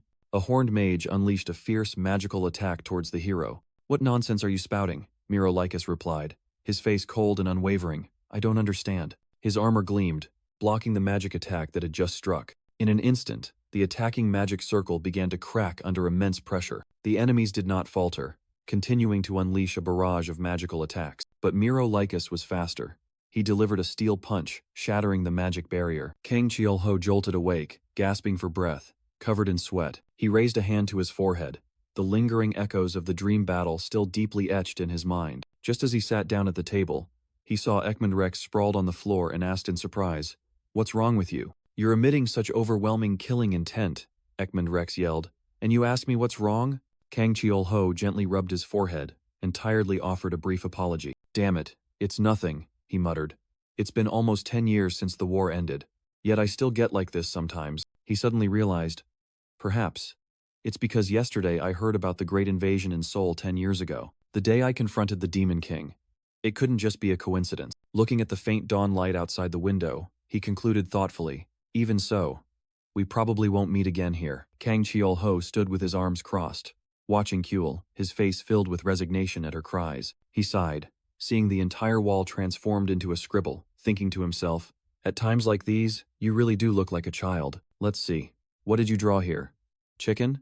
He picked up the fried chicken advertisement, immediately catching Kyul's attention. When Kyul innocently pointed at the stick figure, Kang Cheol-ho asked in confusion, This is chicken? Huh? He squatted down to look at the other drawings. Fish? It even has arms, so it must be a merperson. Have I ever seen a merperson? You little devil, he lifted Kyul, facing her glistening, tearful eyes. Kyul immediately rubbed her head affectionately against his cheek, calling daddy, which softened Kang Cheol-ho's heart. He gently patted her head and laid down a condition. I'll make chicken for you today, so you have to erase all these drawings. Got it? Just then, Ekman Rex burst into the room, toothbrush still in his mouth. Is the kid up to her tricks again? Kang Cheol-ho casually assigned a task to the red-haired man, who was clutching his head. Today, you'll teach Kyul what cleaning is. Seeing Kyul still clinging to Kang Cheol-ho, Ekman Rex pouted and asked, Hey, why do you seem closer to Kyul than I am? Watch the house carefully. I'm going to buy food. Kang Cheol-ho called back as he left. The scene shifted to a bustling outdoor market, teeming with people. Kang Cheol-ho carried a bag full of chicken, muttering, So much chicken, huh? Well, someone eats a lot. Actually, it's a dragon. The butcher cheerfully said, Today's my lucky day, and there's a festive atmosphere today too. He pointed into the distance. Just try heading towards the plaza. It's probably still in the trial run phase. In the plaza, a gigantic metal golem was moving powerfully. The crowd below cheered excitedly at the combat machine's spectacular display. Amidst the crowd, a strange woman approached Kang Cheol-ho from behind. It's a golem. Huh? Hello, sir. The girl started a conversation. Are you here for sightseeing? Kang Cheol-ho replied. I'm here to attend the trial run of a newly developed ogre. Kang Cheol-ho wondered about the name ogre, and the purple-haired woman confirmed it was a controllable golem, powered by magic stones. He calculated in his head. Its power is immense, but its limitations are also very clear. The combat machine proved effective against giant monsters thanks to its superior strength. However, it became useless against small and agile enemies, completely unable to keep up with them. The woman revealed that not everyone could control it, making Kang Cheol-ho curious about the pilot's identity. He immediately recognized it as a gear walker, a level 1 awakener, one of only 3 known. To pilot the golem, the operator must have a special physique to transmit energy from the magic stones, and the one who possessed the golem meister profession was Kim Hoon, a level 1 awakener. Kang Cheol-ho concluded that despite the high cost, this technology still had the potential to change the world if invested in properly. Feeling there was nothing more to see, he decided to leave, but the woman called him back. She smiled in relief, knowing his restaurant was still open, promising to visit soon. Kang Cheol-ho strode down the street at dusk, a bag of newly bought items in his hand. Just as he opened the door, he froze before a strange silhouette, a giant blue creature. In the messy room, an exquisite water spirit stood, while Kuehl cheered happily beside her. Ekman Rex grinned and greeted. "Oh, Cheol-ho, you're back. What's with that spirit? Is she yours?" He excitedly explained that Kuehl had just been identified as a spirit master. As Ekman began to ramble about the dragon race, Kang Cheol-ho immediately recognized her as Undine, the spirit of water. Kuehl unexpectedly hugged Undine, calling Mommy, causing Ekman to hastily correct her in vain. Kang Cheol-ho asked, "A spirit like that must be a high-ranking one, right?" And Ekman tiredly confirmed it. He mused. The power of a high-ranking spirit in combat was truly not to be underestimated. Ekman explained about the spirit kings representing the 4 elements: Undine, Salamander, Sylph, and Gnome. 4 dimensions existed in parallel: the demon realm, the spirit realm, the Espan continent, and Earth. Among them, a mysterious link had formed between the Espan continent and Earth. Kang Cheol-ho thought to himself, "My brain can't keep up with this." He turned to Ekman, asking practically, "Anyway, at least have you taught her how to clean?" Hearing the command, Undine immediately used her water power to clean the messy table in the blink of an eye. Kang Cheol-ho smiled, deciding, "Since the little one has awakened, we should have a celebration party." Immediately, he took out a bowl of fresh chicken, preparing for the feast. In the kitchen, he began marinating, reminiscing about the fried chicken craze that swept the country 30 years ago. Countless variations were born, from seasoned chicken to soy sauce chicken, creating a rich culinary landscape. The chicken pieces were dropped into the sizzling hot oil, emitting a mouth-watering aroma. But above all, only one type was the pinnacle, the foundation of all creativity: traditional fried chicken. Kang Cheol-ho brought out the golden brown chicken dish, and Kuehl was immediately drawn to it, shouting to eat. The little dragon happily gnawed on a small piece of chicken in Ekman's arms. Watching Kuehl eat with relish, Kang Cheol-ho could only chuckle. "You little rascal." Kuehl looked up with glistening eyes, her mouth still greasy, enjoying the wonderful taste. Seeing this, Ekman couldn't hold back anymore. "I want a piece too." But Kang Cheol-ho stopped him. With a serious expression, Kang Cheol-ho declared, "In my world, the way one eats fried chicken reveals their true nature." He posed a surprising challenge. "So, Ekman, which part will you eat first?" Ekman Rex broke into a sweat, speechless before the seemingly simple yet incredibly pressure-filled question. In Kang Cheol-ho's hand was a piece of chicken neck, he mused. "I like this part, but what does it say about my nature?" Seeing Kuehl ravenously digging in, he chuckled to Ekman Rex. "All right, just kidding. Let's eat too." Ekman Rex cried out in despair as Kuehl's belly was full. "Oh my god, I haven't even had a bite." While Kang Cheol-ho calmly remarked, "She ate the bones too. Normally it would be soju, but with chicken, you absolutely need beer," Kang Cheol-ho declared, placing a bottle of beer on the table. The two clinked their glasses in a cheerful atmosphere. "We worked hard today." Ekman Rex bit into a crispy piece of chicken, unable to hide his satisfaction. So delicious." Immediately after, he astonishingly held up a perfectly clean bone. "How can you debone it so cleanly?" Kang Cheol-ho burst out laughing at the dragon guest's expression. "There are so many small bones." Mid-meal, Kuehl suddenly snapped her head up, drawn by a strange sound. Outside the window, unexpected fireworks burst open, illuminating the entire night sky. Ekman Rex flinched. "I thought war had broken out or something," but Kang Cheol-ho merely smiled.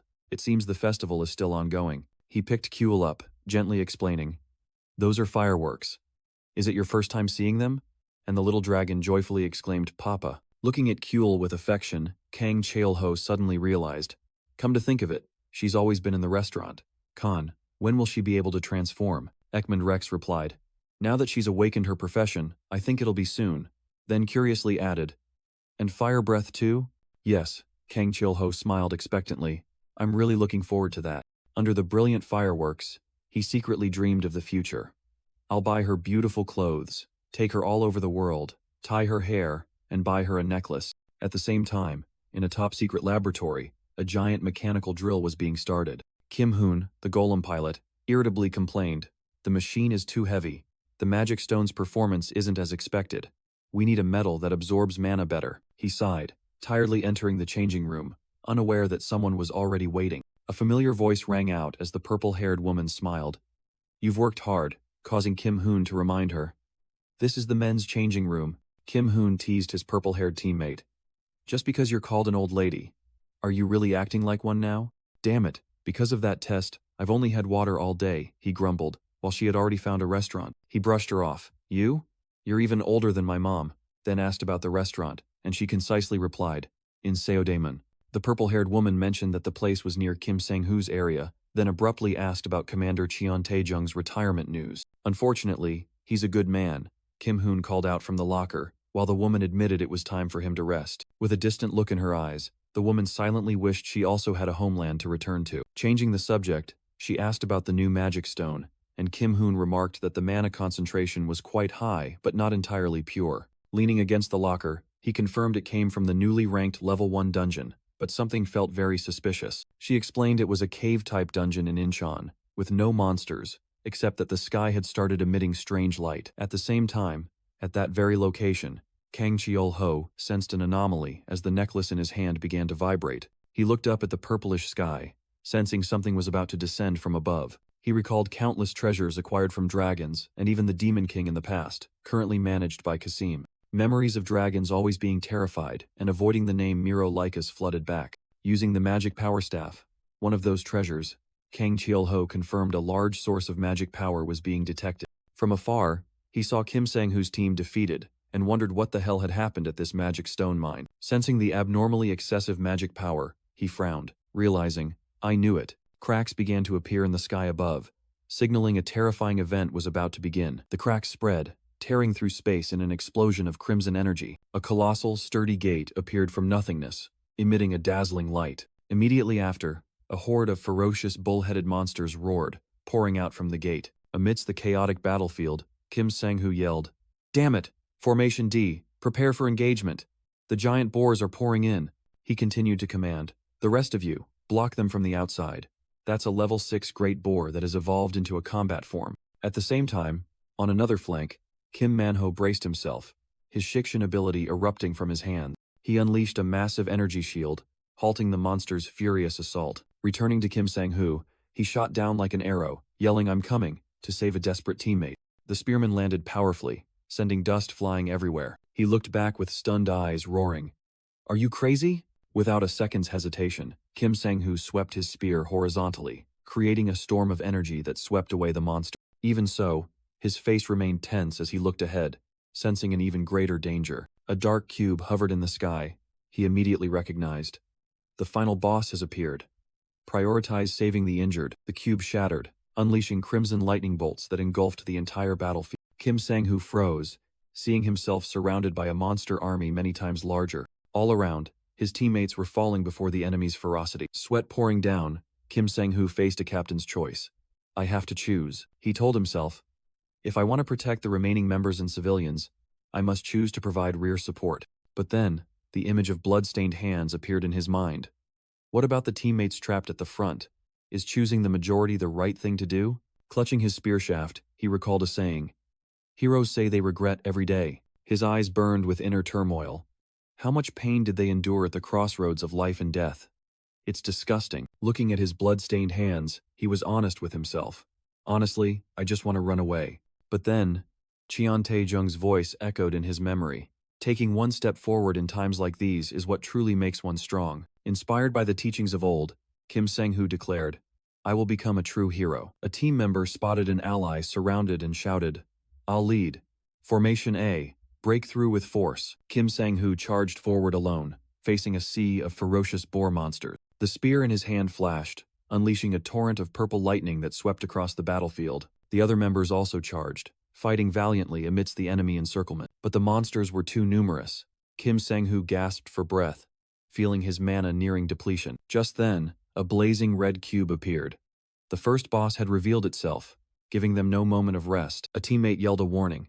"Captain, the kingpin is charging. My teammates are behind me," Kim Sang-hoo muttered, standing firm as a rock to block the attack. He gritted his teeth, gripping his spear tightly. "They keep coming. I'll crush them." With a roar, he poured all his remaining strength, determined to clear a path. "I'll clear the way." He soared from above, plunging his lightning spear directly into the giant monster's head. A destructive vortex of purple energy erupted, tearing apart everything in sight. At the eye of the storm, Kim Sang-hoo stood tall. The battlefield had been cleared. His eyes now glowed purple, his face stained with blood but full of power. "My power, it's overflowing." He realized with astonishment that he had surpassed his limits. He turned to command. "No time for this. Treat the wounded." But a teammate stammered, interrupting. "Captain." From the gate, a terrified voice cried out. "Another kingpin is coming out." As a colossal, shadowy boar head emerged from the gate, Kim Sang-hoo spun around, eyes wide, frozen in disbelief at the incredible sight.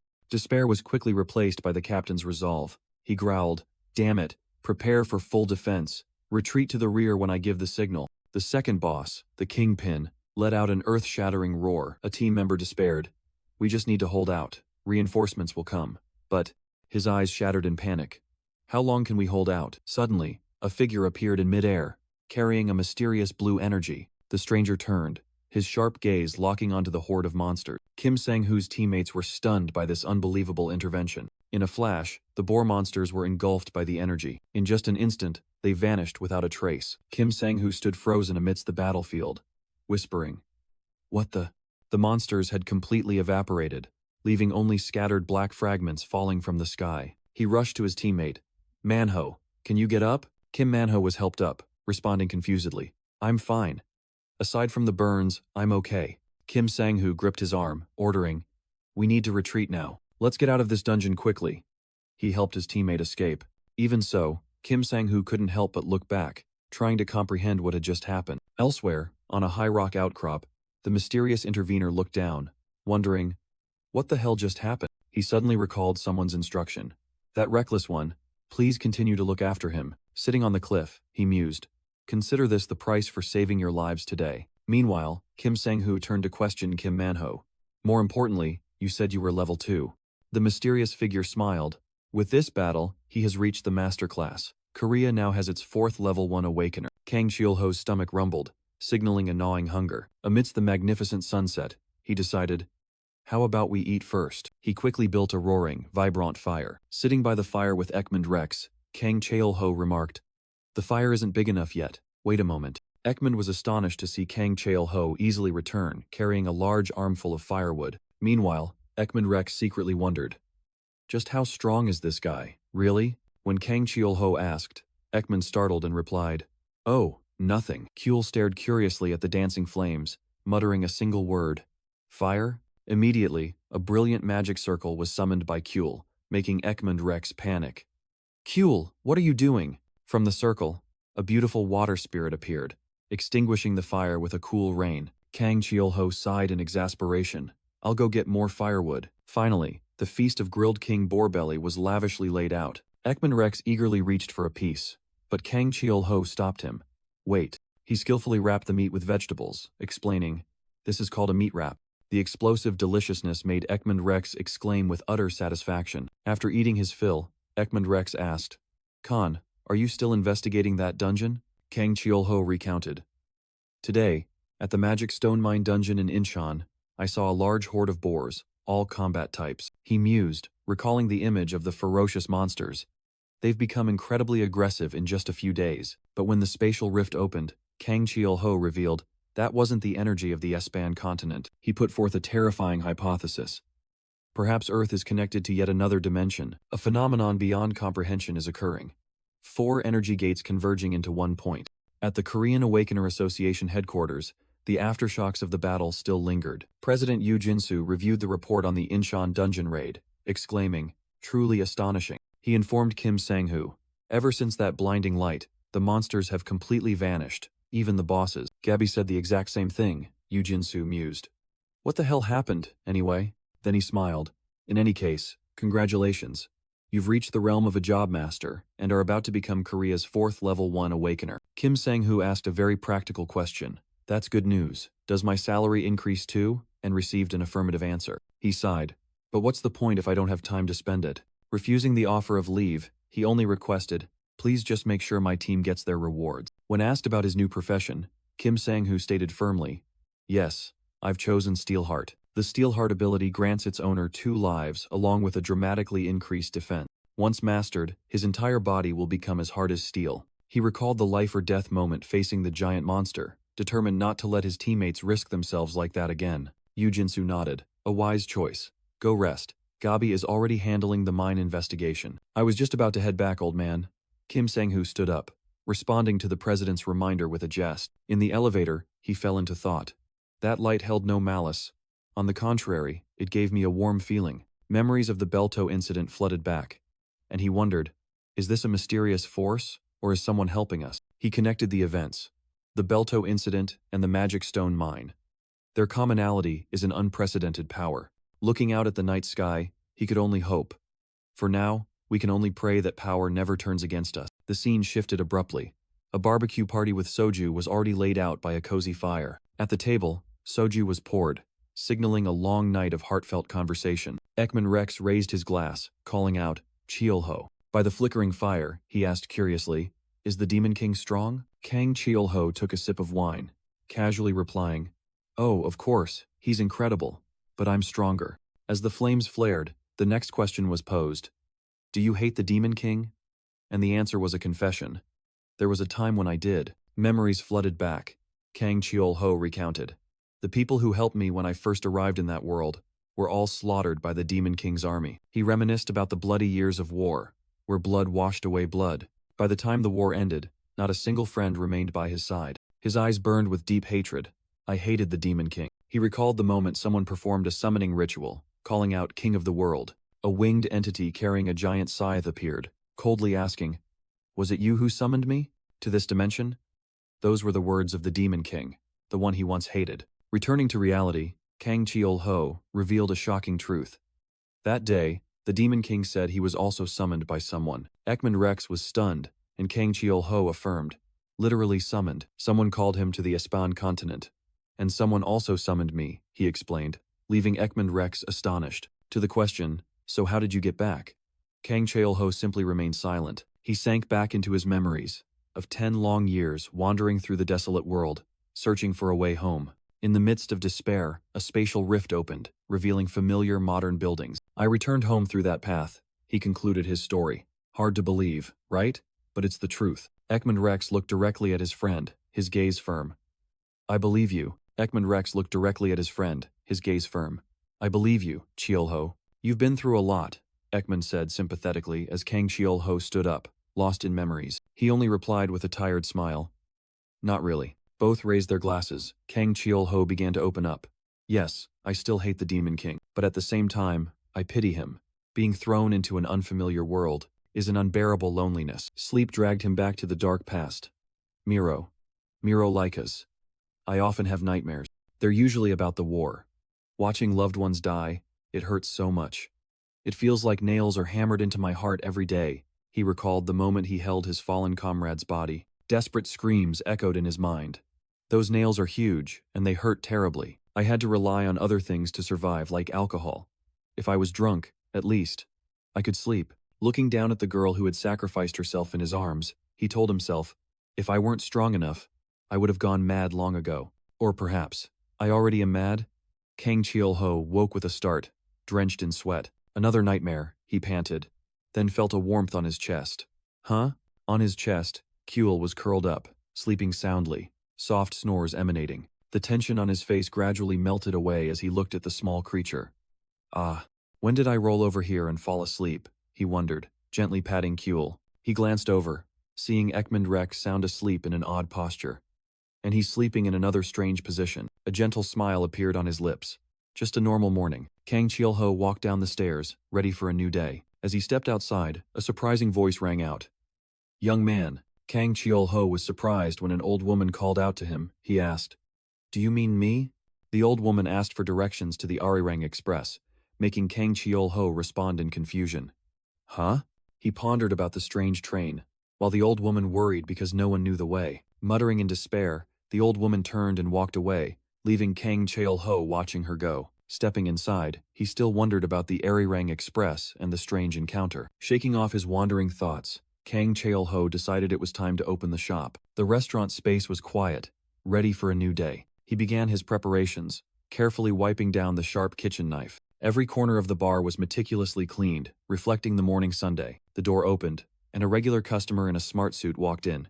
"Boss, good morning." The customer sat down at the counter, cheerfully asking about today's menu. "Still preparing, so I can make a simple fried rice," Kang Cheol-ho replied, and the customer was satisfied. Suddenly, the first drops of seasonal rain began to fall outside the window. The customer looked outside, calmly remarking, "It seems the rainy season has truly begun." Lost in cooking, Kang Cheol-ho muttered about a busy day ahead. As the fried rice was served, the customer suddenly remembered that Arirang Granny has been lingering around here lately. Hearing the strange name, Kang Cheol-ho asked again, and the customer began to explain about a woman who collects scrap. "She's not quite lucid," the customer said, and Kang Cheol-ho confirmed he had met the old woman earlier. He recounted the question about the Arirang Express, but the customer just shook his head.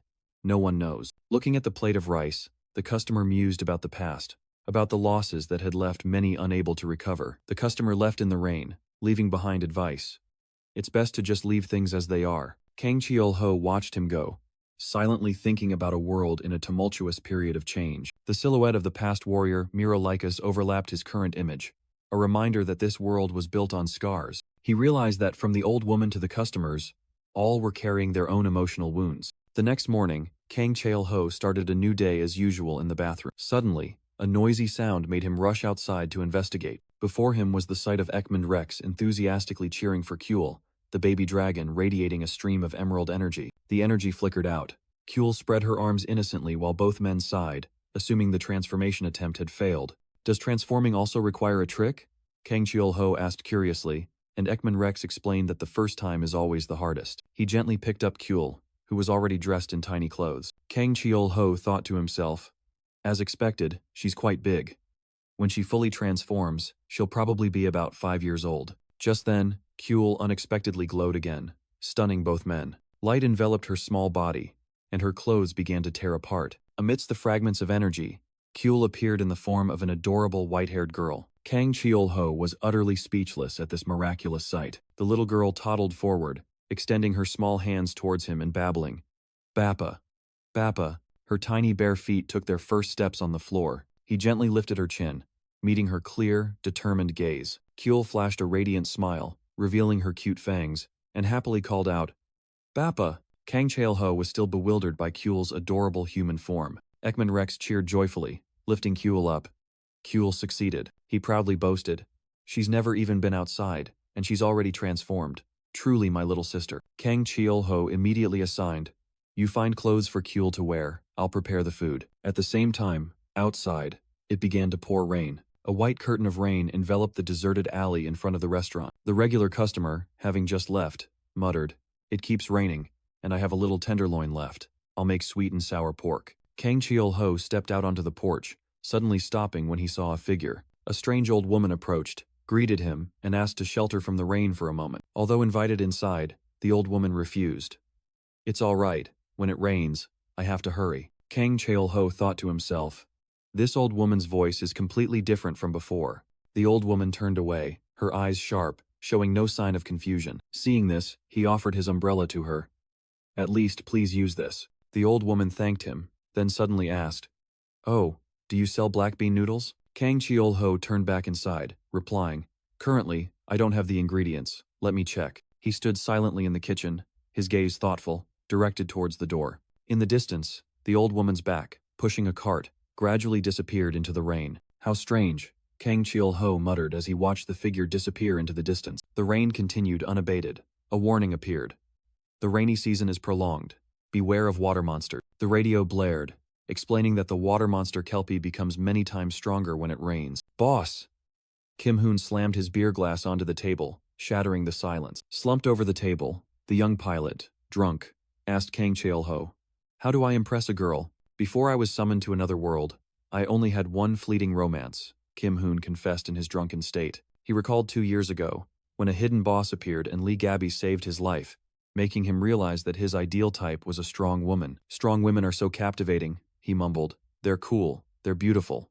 And Kang Cheol-ho quietly replied, I understand, because I was once like that too, Kang Cheol-ho thought to himself, his gaze distant. For a moment, the image of Miro appeared, the strongest, gentlest, and most beautiful woman in his memories. Back in reality, Kim Hoon continued his one-sided love story. Since then, I've secretly loved her, but she's too sharp. Are you talking about the person who was with you last time? Kang Cheol-ho asked, making Kim Hoon jump and vehemently deny. She's more like my mom. I like women who treat me roughly. He shivered, imagining Lee Gabby getting angry and threatening to tear him apart if he kept following her. Then when I asked her who her ideal type was, she said it was Kim Sang-hoo. Kim Hoon slumped onto the table in despair. Kang Cheol-ho just smiled faintly in relief. This is an absolute secret, you know. Boss, another glass of beer, please. Kim Hoon lifted his head, just as the radio news caught both their attention. Construction at the Resting Place Memorial in northern Seodaemun is underway. Kang Cheol-ho froze, his eyes sharpening. What is the Resting Place Memorial? He asked. Kim Hoon replied, Ah, it's a cemetery for victims from the past. He further explained that because too many people died and their bodies couldn't be recovered, they were cremated and their names engraved on a communal tomb. Kang Cheol-ho nodded, his face thoughtful as he understood the situation. Just then, the restaurant door opened. A figure stepped in and greeted. Welcome. Kim Hoon staggered in, smiling as he recognized the familiar place. Suddenly, a thunderous slap landed. Lee Yuna grabbed him by the collar, her eyes blazing.